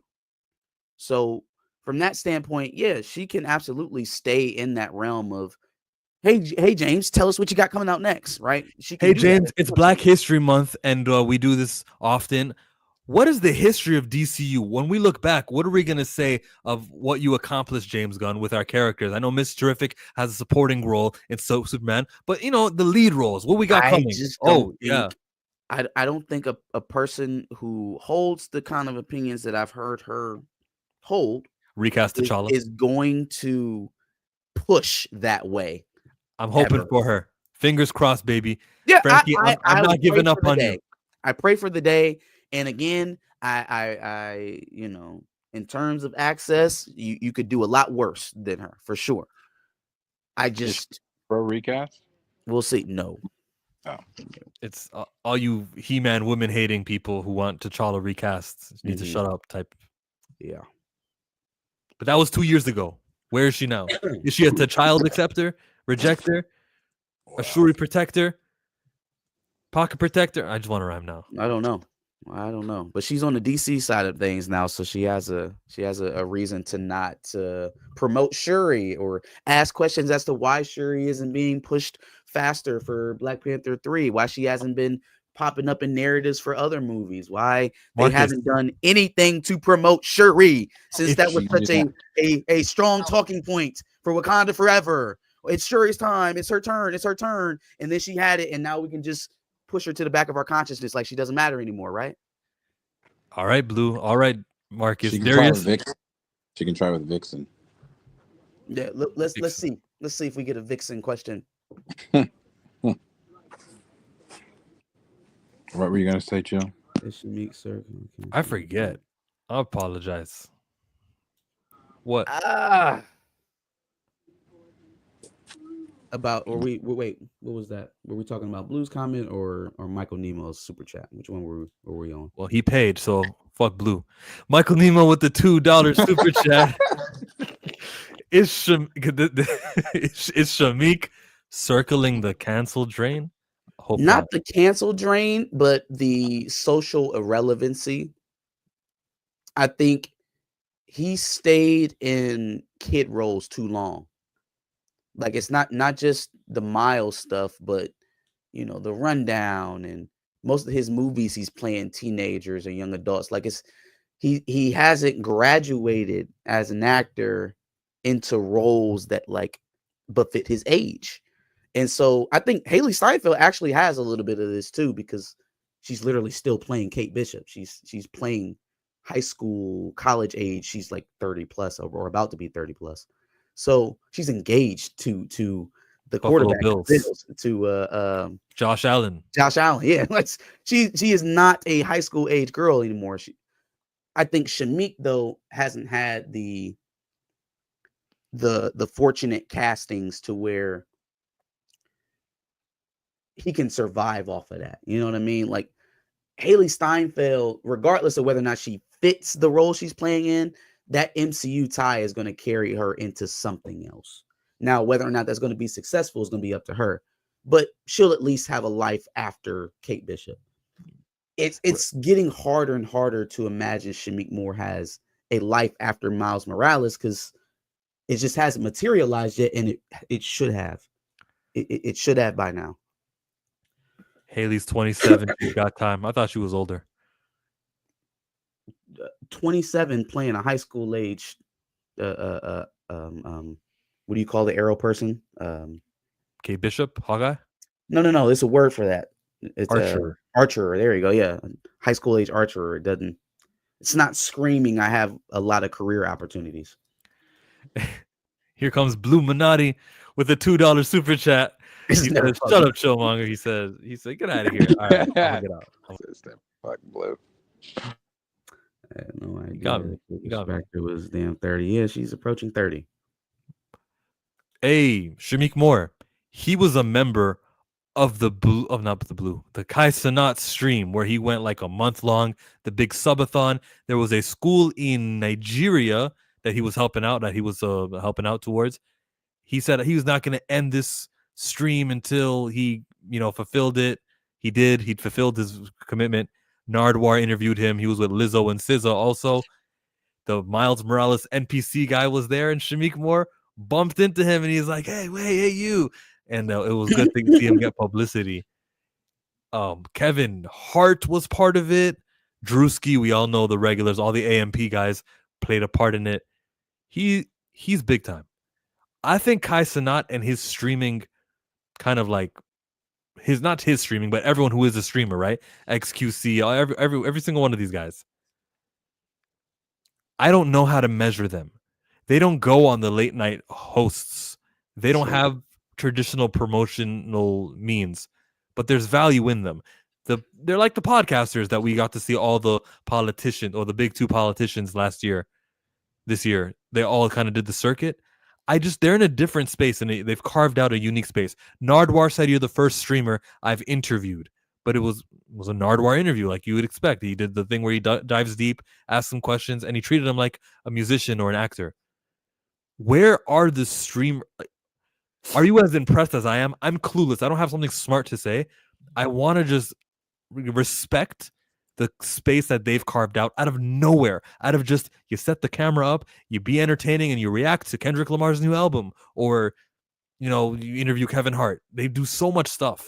Yeah, I think that you're right. It is new. It's very new, and it's hard to kind of calculate. The most tangible things that I can point to for Kai, obviously, is the amount of eyeballs he's able to pull at a time. He's getting better numbers than some NBA games. You know what I mean? Like, he's getting better numbers than some local NBA games right now. Also, you can point to some of the giveaway stuff, right? The PlayStation giveaway last year in New York. Who has the immediate power to pull a quarter or what was it, like 75,000 people out there? To stop traffic. Like that's superstar level type of pull. That's like, oh my God, One Direction is coming down my street in my white suburban neighborhood. Yeah, that type of energy, that's superstar status. So that is not, it's not easily replicated. There are people with networks that are net worths that are 100 times Kai's that can't do that don't command that type of attention. How do you quantify it? He has to start selling a either a reoccurring product or some sort of something to show a mon, because he's already. Oh, you mean like Mr. Beast sells his chocolate bars? You mean? Why can't you just do it? Give it to Mr. Beast. Give it up. I mean, why not? Yeah. I mean, in terms of how he's, the product placement, there are a bunch of streamers that do stuff like that. But I would encourage him to try to start selling some sort of physical product. Try to put your brand, your face, your name recognition on something to see. Because, okay, a lot of streamers have merch. I think where you can begin to start getting into where Drewski or Funny Marco or Joe Button are right now, right? Recreating classic NBA Christmas commercials, or starting a new show with Bleacher Report if you're Funny Marco. The way that you start being able to do that is show that you have marketability to the commercial brands. Can I put you up with a Gatorade? Can I put you on a McDonald's commercial? Even though we're boycotting them right now, BTS. Can we put you on a Nike commercial? Can we get you in with Adidas? Can you be with major apparel brands and it actually stand up? Right? That is the type of stuff that, who's a good example for this? Homeboy that's getting in trouble right now, Philly. Right? Had all the commercial endorsements over there that he could buy. Talking about the English streamer who was extradited to go to Australia to take accountability for something he may or may not have done. I wasn't there. May not have done, right? But before all of that has happened, right? Obviously, he was huge. So that's what would be the next step for me for Kai is, can you flip this into material gains elsewhere other than streaming? Sort of like how Young Rippa has the Rippaverse comics, or Star Wars Theory has those sabers that he's selling. There you go. Something physical. Prove that you can build a product pipeline based off of the brand recognition that you bring. That's strength, because now instead of people coming for you to be brand ambassadors or to market their products, now they start talking about partnerships, right? That's how George Clooney makes $1 billion off of Casamigos. That's how Dwayne The Rock Johnson makes $1 billion off of Terramina. Start proving that your face means automatic dollars, and now you're in a whole nother stratosphere of business. How do the movie studios take advantage of him? He seems like he has a heart. If Anthony Mackie, I knew Darius would look. As soon as I said that word, he goes, If Anthony Mackie and his Elevation film, which, like I said, it hasn't even made $4 million yet. If Anthony Mackie's movie, if he showed up on the couch with Kai Cenat and he was like there with Kyrie Irving on a layup drill, if Anthony Mackie really showed himself to that audience, how many of those kids who watch, how many of them kids would have gone and bought a ticket to see Elevation? What is his dollar value? I want to see that. And Kai Cenat would do it. It's a black movie. He's not no racist. He's not like, he actually has a little bit of a heart. He's not that studio. He's not the one who's going to say, what do you do for much more if we weren't using Anthony Mackie? I would like it much more if we weren't using Anthony Mackie. All right. Or if he brings on Dominic Thorne right before Ironheart premieres. I like that. You know what I'm saying? Encourage people to go stream Ironheart. That plays a little better. I don't think anybody can save Anthony Mackie. Now, why is he doing this for Marvel? Just as like if they start using streamers for advertisement. Oh, instead of doing pressers with the same old tired softball platforms that you do over and over again. How about you go sit down with Kai Cenat? You go do an interview with Shannon Sharp instead of sitting down with Variety for 2 hours. You know what I mean? Like, hey, I Show Speed. He did it. I Show Speed did an interview with Shannon Sharp. Look, check this out. Very good. You know how I Show Speed likes to jump over things, right? You get Robert Pattinson, Batman, drive a Batmobile. Hey, jump over this. Do you know how much publicity you get? He jumped over the Batmobile. It could be fake too. It doesn't have to be real. But that's just or it could be real. It'd be really impressive too. Shout out to you, I Show Speed. He actually did that shit. He did that in real life. I love it. Editing is so much better now than what it was in 2007 when Kobe did it. There's no reason for you to risk your life. They're doing this. No, he did it for reals. He did it for real. Well, wait, what's the downside if he gets hit by that car? He's a legend. He gets to stream at the hospital. He might die. That's not going to kill you. How badly do you have to fail for it to kill you? So you got to get some speed. Like they got to go at least 40, 50 miles per hour. So you think a car hits you out of the air going 50 miles per hour and there's no risk of death? If you're jumping, it'll just clip you at your feet. Jillmonger, this is not Jackass. If a car hits you going 50 miles per Where hour, does it hit you? Land on concrete. Where does it hit you? Any risk of you dying? It'll hit you here on your shoe, which might will spin you, making you most likely land on your face or head. Going 50 miles per hour. All right. But that's not the same as your forward. It would be just like if you hit a pedestrian in Grand Theft Auto. Like spinning. Yes. I mean, what are we talking about? Let's get back to Kai Cenat and streamers and the their power. It's not quantified yet. That's the word you use, Marcus. Quantified. It's not yet. We don't know the power of it. We haven't seen them. They haven't been ingratiated in traditional media yet either, and I think that's for the better. Yeah, I mean, it benefits them for it to be undefined because now you can set the market. You can define what that value is. Now, I think once. So I guess is Kai the one that you want to set the market for that? Then is it? He's not the one though, because in England they've got KSI and all them guys, Chunks, Nico Amalana, and then in America we have Mr. Beast and Logan Paul. So Kai Cenat is one of the people in it. I guess for that again, if Logan Paul shows up in Central Park right now, 75 people are not going to show up. 75,000. Excuse me. Yeah, 75 people might not show up, let alone 75,000. I disagree. You know what I mean? Wait, why am I the only one disagreeing with that? Planet Fanatics, you disagree too, right? Logan Paul has an audience. People will show up for him, right? Logan that just fought Mike Tyson. Do you think it's as organic? Brother. Again, not Logan and someone else, right? See, I think that's the difference between the Paul brothers and Kai Cenat.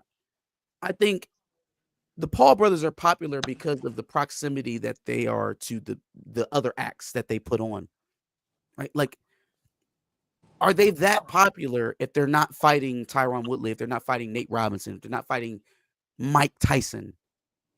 Are they that popular? I don't think they are. I didn't even know the man fought the bare knuckle brawler in one of his 8 Say professional Logan. fights. I'd say So Logan for sure is not. Fine. I I thought don't he think was. that I don't think he commands the type of attention that Kai Cenat does organically. Mhm. Now, if you tell me he's gonna go jump off a giraffe into a cup of water, yeah, people are gonna show up. But that's the type of showman like shit that they do to get people to show up. I don't think Kai has to do all of that to that degree. He has to put on some kind of show, but he doesn't have to go that far. Paul's Just the word popular. clips. Just the clips I saw from Brewski and Kevin Hart during the and I'm specifically talking about the clip of the NPC Miles dude doing his whole bit while they were trying to sleep. And Kevin Hart said, "Yo, what the fuck?"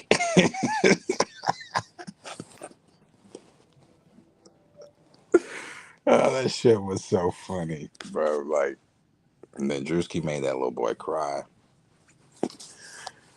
Yeah, no, he's got something special. I mean, the ability to just garner that much attention, and he has slept on stream and still has mass amount of people watching this man sleep. It's a it's a career path that Shit. I don't want to say it's like anybody, because yeah, not anybody can do that. What's the little white little boy's name? The crash out little boy that crashed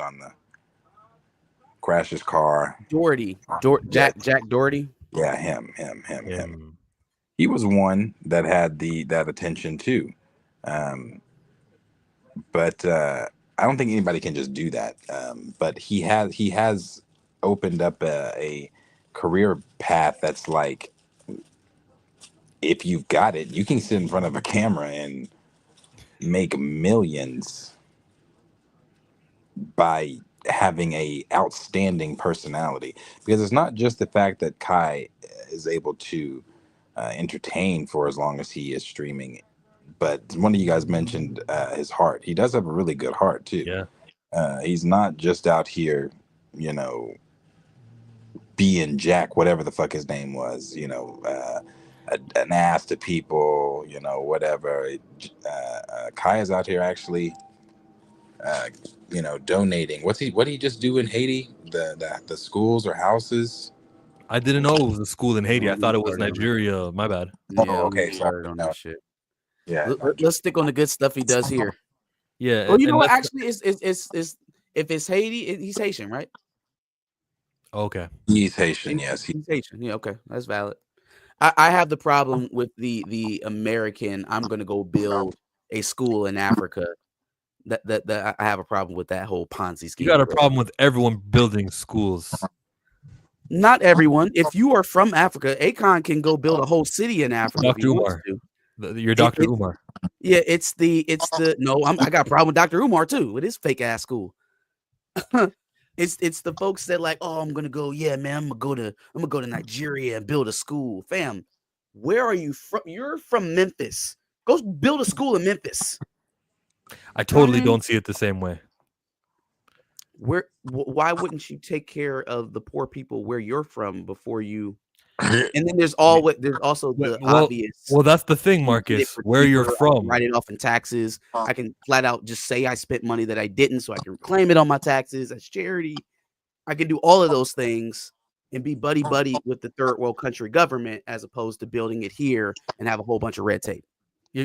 Building it here, you made it sound like it's way more beneficial, and I'm like, nah, restoring that continent where, and you said where you're from, as if you have no roots to Nigeria, depending on where you are. If everyone who has roots to Nigeria, whether it's through your parents or through 10 generations down, there's still roots there. Well, not specifically to Nigeria. You're trying to say like we have genetic ties to Africa, and that's fine.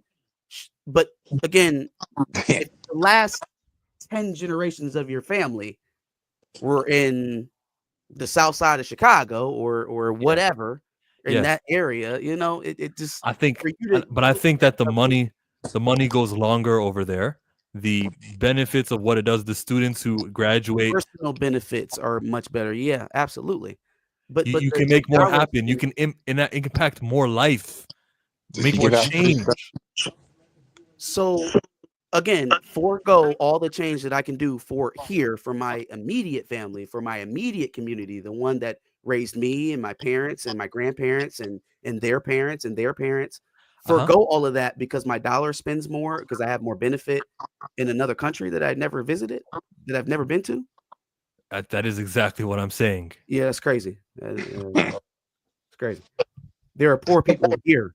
There are poor people in Ohio, in California, in New York, in Louisiana, in Missouri, in Mississippi. There are poor people here, and millions of dollars.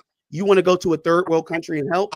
Go to Mississippi. But you know what else? Go to Louisiana. Because those conditions are comparable to third world countries. Okay, they're worse off in those places than a lot of places. So if you want to do the most good, maybe go to the poorest places in America and spend that dollar. Is the structure around that poor neighborhood still there? Is it still the same oppressive lawmakers? If there was structure, they wouldn't be that poor, would they?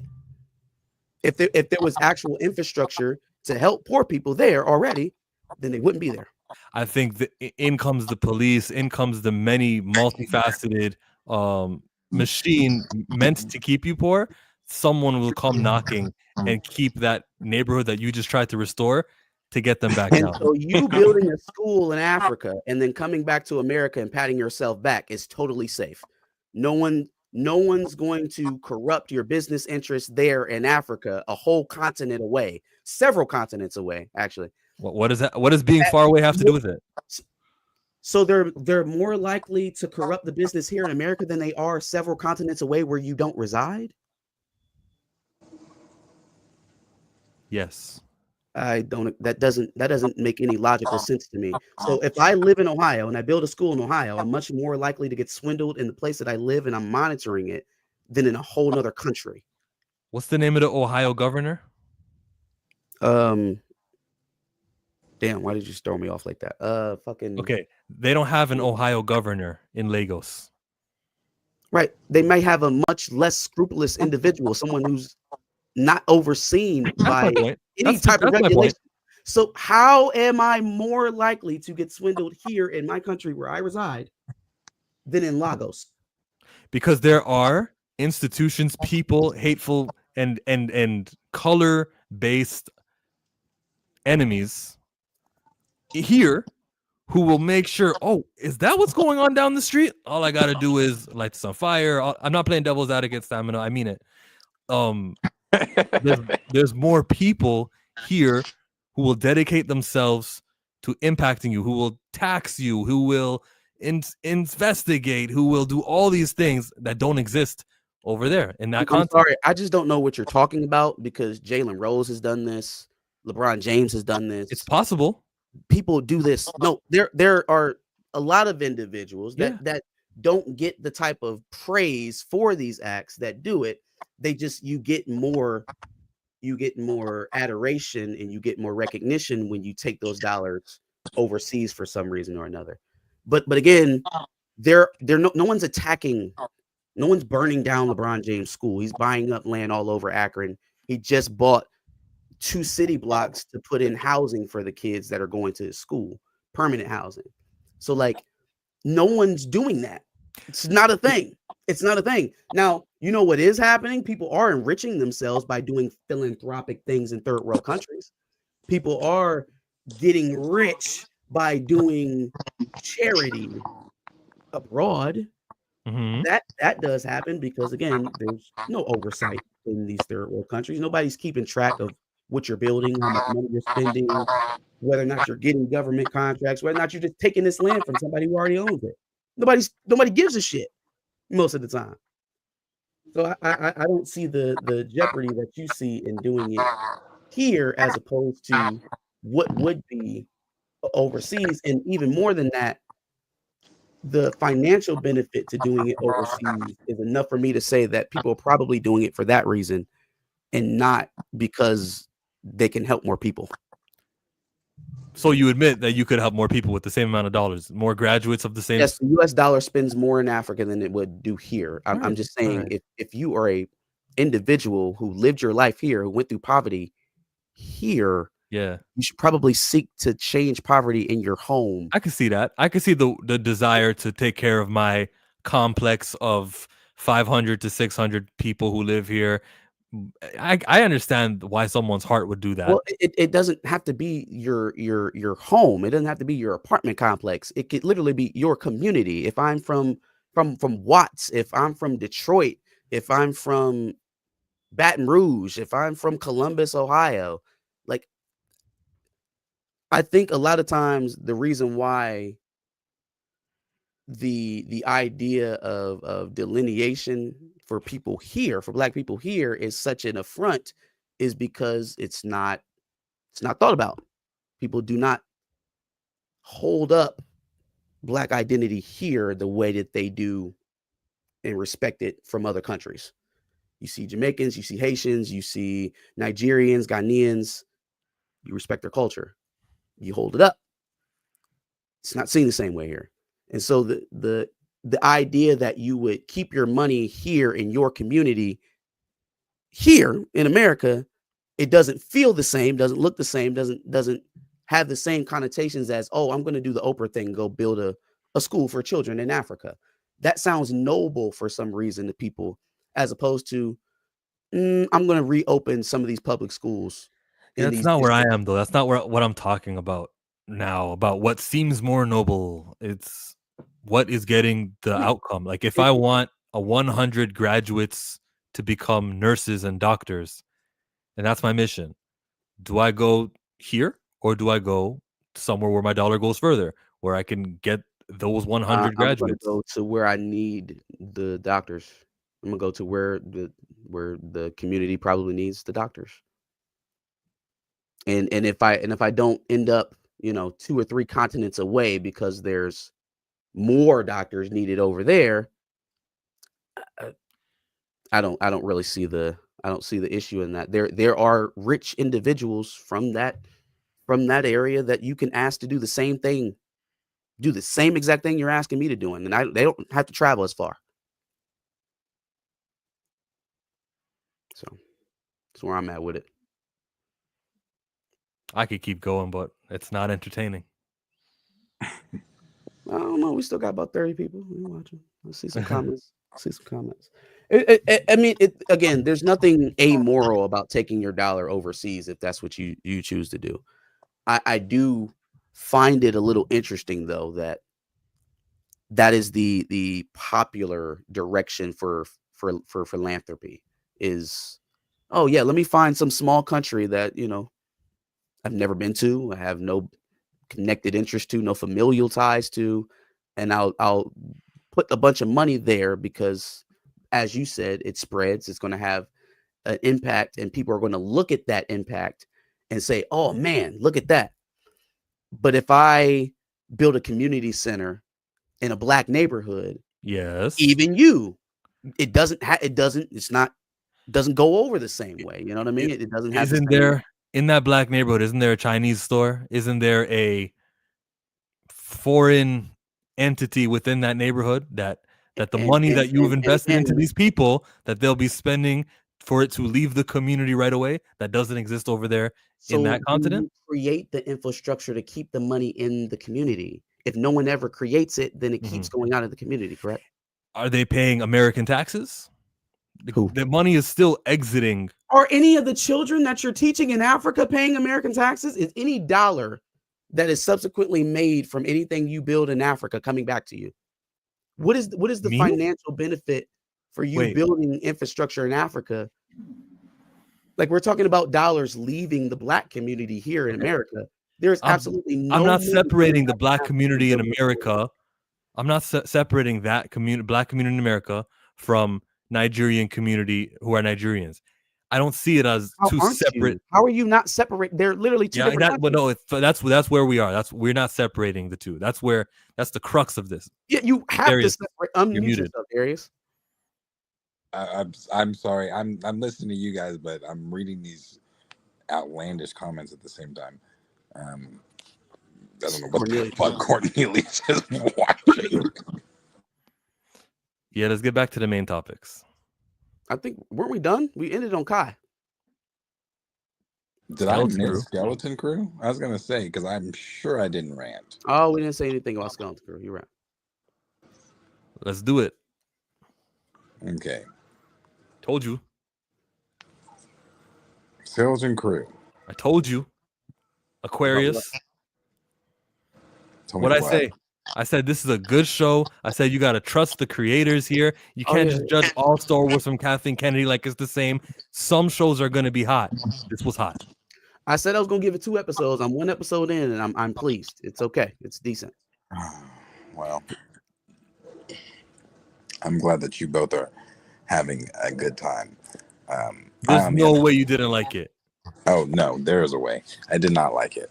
We doing New Republic stuff. We doing, you know what I'm saying? It's post Empire. So like we're not really messing with a whole bunch of stuff. We're not really messing with anything, really. Yeah. There were tones and things that were good about it, but I don't like that just doesn't. And I know that sounds like just the generic. I'm so sick of saying this when it comes to Star Wars projects. It just doesn't feel like Star Wars. Um, like it's like the kids going to like that's. It feels very modern. It feels like I'm watching a coming of age Netflix show centered and built within Star Wars, but it's not really Star Wars. And I know we said this during the trailers and things, but it really does give like major Stranger Things vibes. There's nothing wrong with that. It's just like it's Stranger Things in space. And I like the idea of the callbacks to like, oh, the Jedi were actually the good guys and they were cool, and like these kids, emulating lightsaber battles and things like that's cool. It's all cool. Like we've seen kids do that in Star Wars. We've seen kids do that in Rebels and things like that. I don't like the whole suburbia living situation. I mean, every planet is not going to be the same. Obviously, we haven't been to every planet in Star Wars, so I'm sure we were bound to come upon some suburbia living type of planet. But I'm just like, this is just so not a galaxy far, far away. This is my backyard. This is these kids going to school. They're calling credits money. And I know that's such a small nitpick, but it's just like when his dad told him, I gave you lunch money. I was like, no, motherfucker, you gave him lunch credits. What is he doing with lunch money? There's no money. So I'm just like, it's just like, I think that's a Watts thing. I think that part of it is a Watts. The details like that is Watts. But I enjoyed the day in the life stuff, like on the planet. Like, because you literally have never seen that part, like how a normal person who is not a Jedi, I'm not a clone, you know what I'm saying? I am not part of the Republic Army, I'm not part of the Empire. I am a normal individual. I have an ordinary job. I have a kid who goes to school every day. We've seen He that. has a best friend down the street. When? In Star Wars? Yes. What? Yeah, we've seen that in Star Wars. The themes that you just said, where you said, "I've got a normal job, I've got this, I've got that." There are people in Star Wars that have normal jobs. We've seen kids at the cadet, No. Not that have normal jobs. I mean, telling the story from that perspective of a normal individual, no powers, no force, no blasters. And this sounds generic too, and I'm so sick of saying this. Then I guess it is just simply not for me, because when I go to Star Wars, I'm not going to watch motherfuckers just sit back and, hey, I know that there's this big ass Clone Wars going on, but let's take a side note really quick and let's watch me cut the grass and live a suburbia lifestyle. I'm sending my kid to school. He's got bullies. He's got lunch money. I'm sorry, I'm not here for Star Wars for that. That's not when I go. When I go to a galaxy far, far away, I'm going to a galaxy far, far away. If I want to watch that, I will literally turn on Modern Family. But you being unfair though, because that's just the first 2 episodes. That's not where they're going to stay. They literally, in the first episode, they're literally out of suburbia. Yeah. So that's where I left off. So I know that's not where they're going to stay permanently. That's I don't know, man. It's not bad for the first couple of swings. I said I was going to give it a couple. The positive I'll give it is 10 times Acolyte. I'll say that. Oh yeah, it's not even the same page as Acolyte. The kid actors are much more much better than those kid actors in Acolyte. Now we gotta be careful with this because I feel like we set this very early on. I don't think we jumped on Acolyte in the first 2 episodes. So let's take it slow. Let's I like see. the aliens too. I like the fact that it's a lot of aliens, Yeah, not a lot of people. I mean, there's a lot of that is people. dope. That's dope to me. Is the I fact they love were that. in the classroom, they were talking in different Yes, languages. That that's is the stuff that never made sense to me. That everybody's speaking English yeah, to yeah, each other. yeah. I pointed that out too. I was like, okay, I love that. I love the fact that the different languages, aliens. I even like like like I said, I don't like the whole school aspect thing like that, but I like the whole like the career day like they were asking the kids what they want to be. And obviously there's more in Star Wars, which we know these things. I mean, but there's more in Star Wars than just, when they were asking the kids what they want to be, and when the kids was like, something something whatever. It wasn't the generic, or I want to be a Jedi, or I want to be a clone trooper, or I want to be, da da da da. I get what they're doing. I get it. I'm just like, yeah. They're gonna get to some typical Star Wars stuff. You can see that coming with Jude Law's character. Oh, and I will say that too, the bounty hunters, dope as shit. I thought what they did with the bounty hunters, the opening, Pirates. yeah, the pirates, bounty hunters, sure.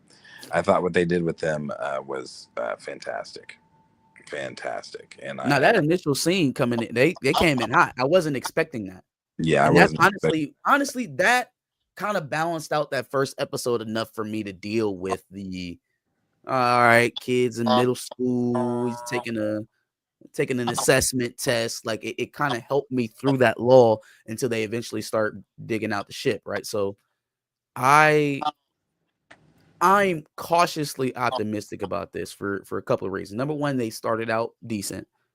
And number two, I continue to point back to this is not a typical Lucasfilm creator. This is John Watts. He is coming from completely out of the umbrella into this. The closest thing he had connection to Disney was the Spider-Man movies, which were done under Sony. So he's an outsider to that degree coming in here. This is new blood. You have the best opportunity for a change of pace, a change in tone, if you're getting somebody from outside of the umbrella to work. So I think they're off to a good start. I love the main character. He's holding his own. I do not really enjoy watching kid actors a lot nowadays because they're not good. And this guy's good. He's good.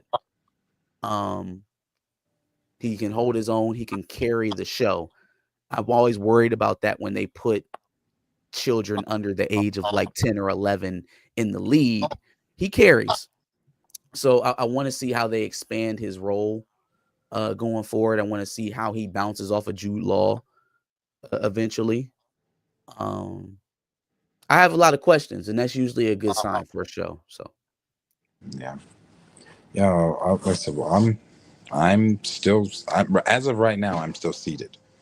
I'm still watching as of right now. I didn't hate it, but I didn't enjoy it that much either. Um, I'll tell you too. Like I said, I know everybody's really liking it, and I'm glad. I'm glad because Star Wars needs a W, so that's good. As a Star Wars fan, I'll take any W that the franchise can get, because if they can get this W, then hopefully, I don't know, the fucking franchise though is in shambles. But I know one of the other things that I really, when he pulled out the the little, I'm gonna call it the iPad deal night, was like, oh. like I was like, it almost reminded me of, you remember those little goggles and you used to put the little sliders into them to see the Disney pictures? Uh-huh. That's what it reminded me of, just like the digital version. Yeah. I care about the characters. Wim, Neil, Fern. Is her name Fern? The cool girl? The chick, yeah, they had them, yeah. The chick, yeah. Sorry, it's that cool girl. The chick. And I don't know much about the one who wears the thing over her eyes. I don't remember her name, but we're not Lady supposed to. She's not that important. Cyclops girl. Mhm. But the big three, I care about those three. And that's very integral to make me care about your show. I'm here for another 6 more episodes. This is fire. I need to know more about is Neil the elephant? Yeah. Neil's the elephant. I need to know more about his family. Like where are you from? When he went to Neil's house to go check in on him to tell him, hey, come on, we're getting ready to run out. he went into this big ass skylight, and there was this huge like tub in the middle of their house, or maybe that was their bathroom. But like it makes me feel like he's a water species somehow, like he's a water elephant. I want to know more about his species. I don't. I want to know more about him. I want to know more about his species. They made me care about him. He has no very, very few facial expressions, but they still made hit. And it's a kid inside that suit. It's not like a Warwick Davis actor. It's really a kid, a real child. I guess that helps with the Wim actor when he's talking to another kid. So he's like all bouncy and he's doing a great. This is just a good show when it comes to the character work. Now, when we add the Force into it, which there's I don't watch know. episode 2, please. I don't know. Now, if homeboy, little man don't end up Force sensitive by the end of this show, I'm gonna have a problem with John. But see, that's my issue. That is my issue. Why is he like everything they're signaling right now is that little boy ends up Force sensitive and he ends up because everybody's got the Force. Let's just so hand it out. If that's not where we end up, because y'all found a way to even retcon it and make Sabine Force sensitive in Ahsoka. So if this little boy don't end up Force sensitive, we gonna have an issue. Have a problem. Why do we say that everybody has the Force? No, the people in the shows that we watch interact with people who can use the Force. Right? Yeah. Otherwise, the show wouldn't be on. Because let me break it down this way. Because we were told by Obi-Wan in Episode 4. Over 1,000 generations, the Jedi Knights were the guardians of peace and justice in the Old Republic, before the Dark Times, before the Republic, before the Empire. All of them were supposed to be gone. We were told there were no other Jedi out there. Obi-Wan was just sitting out there in that fucking desert watching. I get it. I understand retcons, things come. I understand all that. But now we are just giving the Force to everybody. Like, okay, well let's say this kid's got the Force. At the end of episode 8, hold on now. Just because the Jedi are gone and disbanded doesn't mean the Force is gone. More I get Force that. sensitive people. I get that. It does not mean that there aren't any more Force sensitive people out there. But who's nurturing this kid with the Force? This kid's just gonna be out there. No one. That's why maybe it's so latent. That's why maybe it hasn't manifested itself because nobody's been bringing it out. But this show takes place between before Ahsoka. This is New Republic. Oh, I checked the timeline. New Republic. They established that in the first episode and second episode. I want to wait for him just so I'm not talking to nobody. Yeah, this is all post Empire. Yeah, it's the same as they use the same characters who we saw in Mandalorian. One of the pirates there was a pirate in Mandalorian season 3. It's after Return of the Jedi. They were using old credits, Republic credits, at Aden on this planet, but there's new Republic credits in. You haven't seen episode 2, but it happens. Yeah. So it's after Return of the Jedi. Yeah. So it takes place before Ahsoka. From the timeline, it takes place before Ahsoka. The timeline that Star Wars has set out right now, it takes place before Ahsoka. If it's before Ahsoka, hold on, not that much. Right now, the rumors currently with Mando, right? Yeah, right. And right now, the rumors are these skeletons. I mean, Mando is post Empire Strikes Back. No, Mando happens 6 years after Luke wins. Luke kills or Vader kills the Empire. Second Death Star. 6 years later, the Mandalorian begins. Now, this show happens around that 6 years later. I don't know if it's 7 years later. I don't know if it's before Grogu meets Din. This show تصall into the Mandoverse. It's all going to tie into it's all tying into what Dave is going to do. These kids are going to show up in what Dave's going to do. So it's not Ahsoka.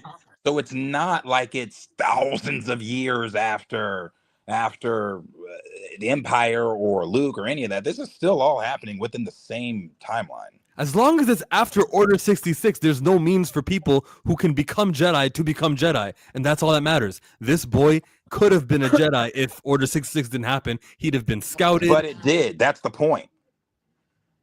Huh? Like it did. Order 66 happened. Like that is the point. And that's why this boy, who's drawn to the Jedi temple, he believes is the temple, he's got this inclination to become a Jedi. It's something that's taken him there. It's the Force. That's why I wouldn't be surprised if he becomes a Jedi in the future. Like the building blocks are there. Right. And it's Becomes a Jedi in the future, and not everyone on that planet is going to become a Jedi, just him. No, I know. Just another new Jedi that's probably going to join Rey's. Damn, so we ain't never gonna have no more Jedis. Like it's just I don't think we need to be having new Jedi. You just said it, fam. If there's no more new Jedis being made, who we left with? Who's Jedi prime right now? If we don't have no more new ones. That means get the fuck out of the Skywalker saga. We don't need to be having new Jedi randomly popping up in the Skywalker saga. Stop fucking with the Skywalker saga. Like, get out. If you want to make new Jedi, get out of the saga.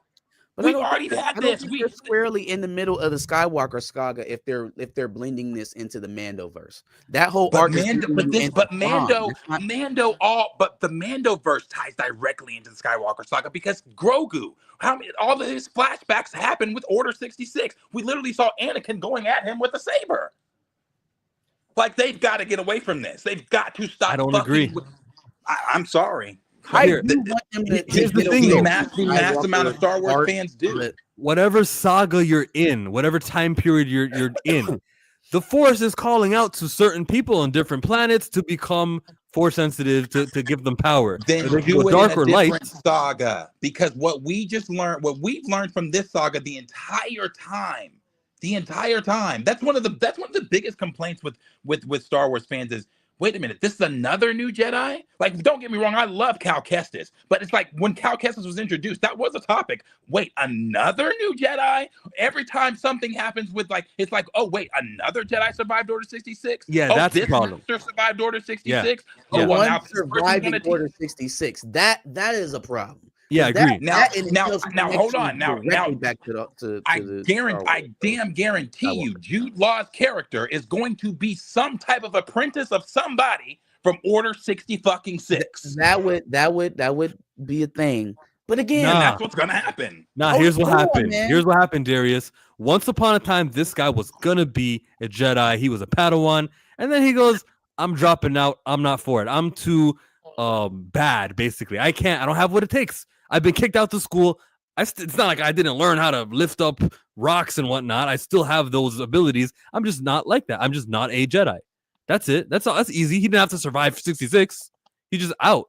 He's not in the data program anymore. He didn't get stalked by the Inquisitors. He's just gone. So he's the dude. So he's Quill, the dude, the clump, So you're saying that he's just a gray Jedi that's just out there. Sure. Why not? Why not? I mean, why not? Yeah, sure. I'll teach you the Force, kid. If it's not going to be someone new, then it has to be Rey. And every opportunity we have to not see Rey is a joy.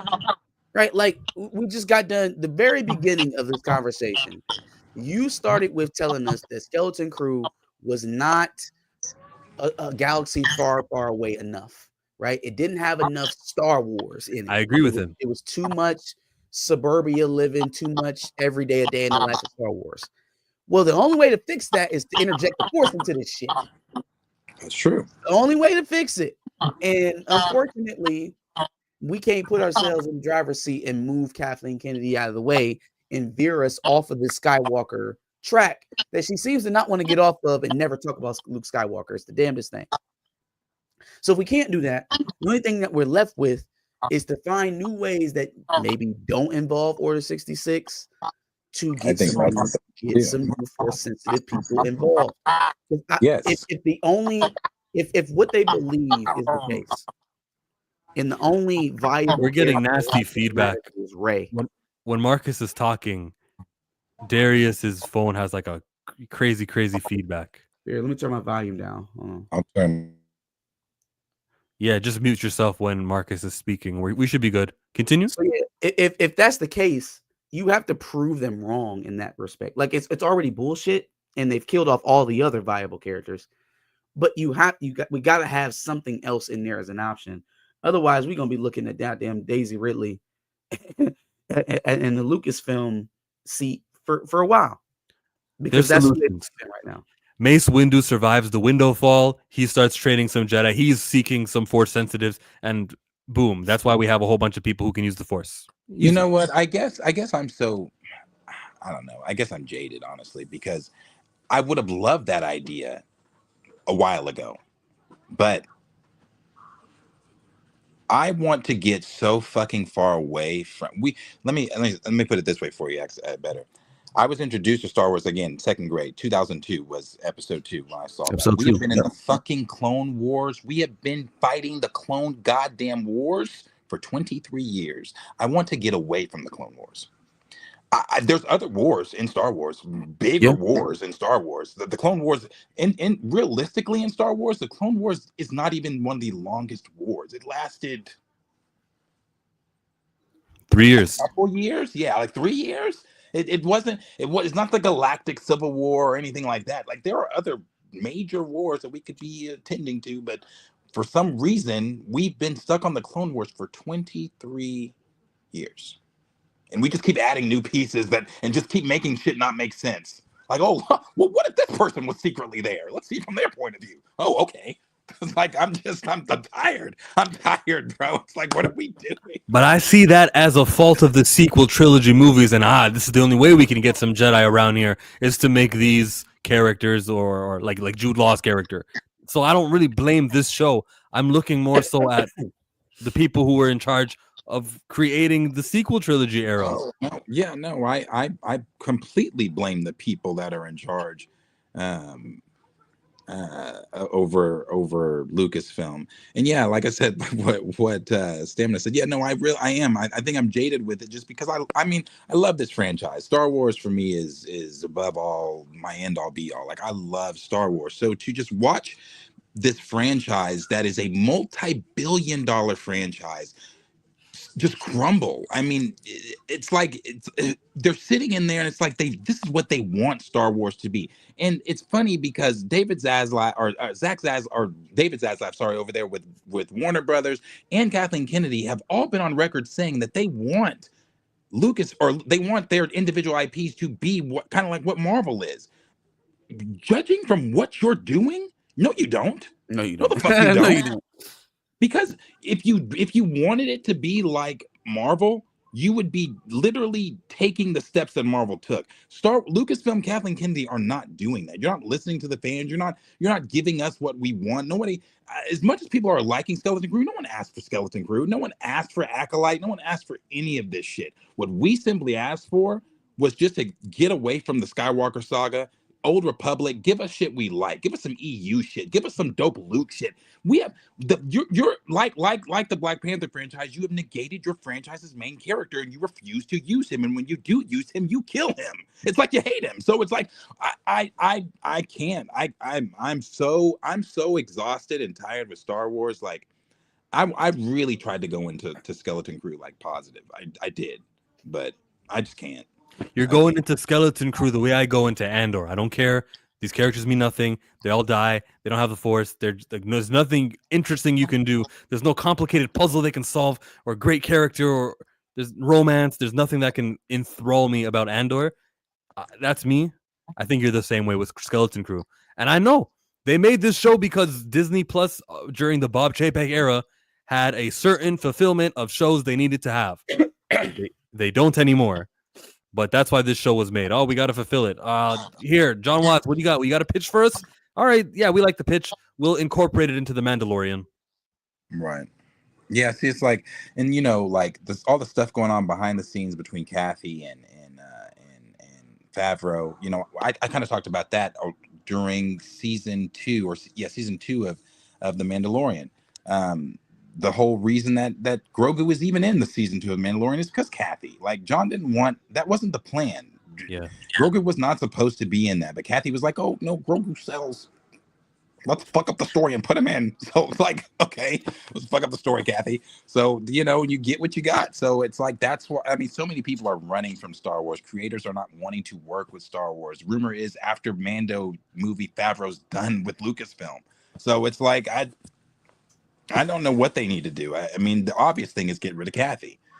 Why that has not been done, I'm not sure. And I don't know how many more streams I can get on and say, get rid of fucking Kathy. Like, that is the issue. That's the issue, Kathy. You get rid of her, and maybe you can turn this thing around. But as it is right now, it's just in. I want them to sell Lucasfilm to Apple TV. Yeah. I want them to give Apple TV give Apple a shot. What if it was sold to Elon Musk? But no, sir. You know, so like I said, I still love, regardless of this bad stuff, I still love Star Wars. It doesn't change the anything for me with Star Wars. But I think a lot of these companies need to really dial it back on what they're doing with this. Like, let's take our own approach. I mean, because I'm looking at Sony and Lucasfilm the same way. Like, I'm not trying to take this into a Sony conversation, but if those rumors of Sony right now, so all the people like Marcus, I know you were wanting to go see Craven. I'm sure you still are, but if we're to believe these rumors, they're not doing Spider-Man. It's going to be the Sinister Six versus Noel. Who wants to see Shut up, Darius. No, they're not. No, they're not. Absolutely not. What dope is Amy Pascal smoking? What is happening? The Sinister Six versus Noel? Listen, Andy Serkis did an interview, bro, where he said that him doing Noel was last minute. He just got on stage. He didn't know anything about the character. He read quickly about him, did the voice. They told him that there's more to come and all this kind of stuff. He didn't know shit about Noel. They just said, hey, you. How much can you ball a fan base, though? Like, I get building anticipation, but at certain point, that anticipation turns into apathy. Like, people will say, no, I don't want to see it now. Screw you. Now I'm angry. Now you've made me so mad waiting. Now I actively don't want you to succeed. And now all of that anticipation is apathy. Just put the man in the damn movies. None of these characters mean anything without him anyways. Put him in there. Like I said, and that's a rumor, but I promise you, if that is an announcement from Sony, I'd participate if fans wanted to do like a January 6th thing on Sony. I'd participate. Yeah, why not? I don't understand. They're not. It don't feel like they're trying. It really doesn't. Sometimes it feels like they're actively sabotaging themselves. Yeah. I watched that first 8-minute clip of Craven when it came out on what was that, like Tuesday? I had absolutely no reason why I wouldn't go see that movie. There's no reason why I wouldn't go pay $9 or a matinee to go see that movie. Okay, mission accomplished. You tell me now. That's what the trailer did, right? You tell me, and this is obviously information I'm getting secondhand from Darius, that movie in no way, shape, or form involves Spider-Man, then it kind of tanks my feelings around it. You know what I mean? Like, the movie can be good. It can still be solid. I know what I'm going to get in terms of performance from Aaron Taylor Johnson, but he's a Spider-Man villain. He's a Spider-Man villain. If Spider-Man isn't referenced, if he doesn't swing past as the credits start to roll, if he doesn't say, "Who is Peter Parker?" You know, like none of that, nothing, none. Now this is not a rumor. This is not a. Now please fact check me. I want to make sure I did see this correctly. I believe the director did say there is no mention of Spider-Man. I want to fact check me on that. Lost opportunity, man. Just lost opportunity. It doesn't. It's crazy. They act like they don't own him. They act like they don't own the rights to Spider-Man. They act like they're the MCU and not the other way around. It's like Kevin tells them when they're allowed to reference their golden goose, and not the reverse.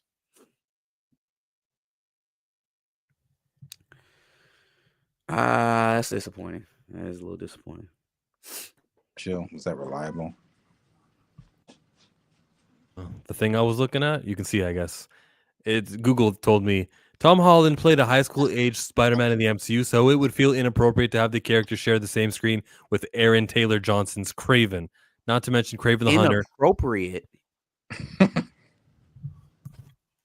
Yeah, man, that was Popaverse. That was them in August of 2024.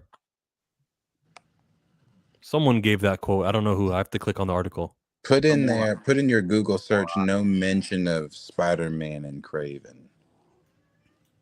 No mention of. He's not even in high school anymore. Didn't he graduate? It says Kraven the Hunter has no post-credit scenes and has no references to Spider-Man via Cryptic HD. Okay, so it's not really reliable at all. It's just cryptic. No, you know what is reliable? That Venom didn't have Spider-Man, then Madam Web. Madam Web. No. Oh, they mentioned him. They mentioned Peter, didn't they, in Madam Web? I haven't seen it. Oh, you're right. Yeah, I heard he was a boy. He's a little kid. Yeah. Okay, Morbius didn't have Spider-Man. Oh, the others. They mentioned him. They mentioned him in the post-credit scenes. Morbius did more to reference Spider-Man than any other Spider-Man villain movie did. But see, that's when I checked out. I didn't watch Morbius. Because they took out all the references to Spider-Man 2 weeks before. Out and all that too? No. Remember, the original trailers had all types of hints that Spider-Man was going to be in it. Poster in the back and all that shit. Yeah. Everything. And they took all of that out 2 weeks before the movie came out, and I said, "Fuck you! I will not go see this." I was so hype on that. I was so ready to see that movie because I was like, I think Kevin. I think he's like, "Hey, yo, look, you're not allowed to use Spider-Man." And then Amy's like, "What do you mean, Kevin? He's our character." And he said, "Amy, I said you're not allowed to use Spider-Man." And I think that's how that conversation goes. It can't go any other way. Raymond, I don't know what you're talking about. I love that trailer. Loved it. It was dope. I haven't watched it. I saw the original trailer, where they beefed it up and added another Sinister Six member. And I was like, okay, so we're adding more Sinister Six members, but I'm expecting, I don't know, where Sinister Six, since they are supposed to be, I guess, anti-villains in this universe, is Noel gonna come and they're gonna be like the ones that have to protect New York?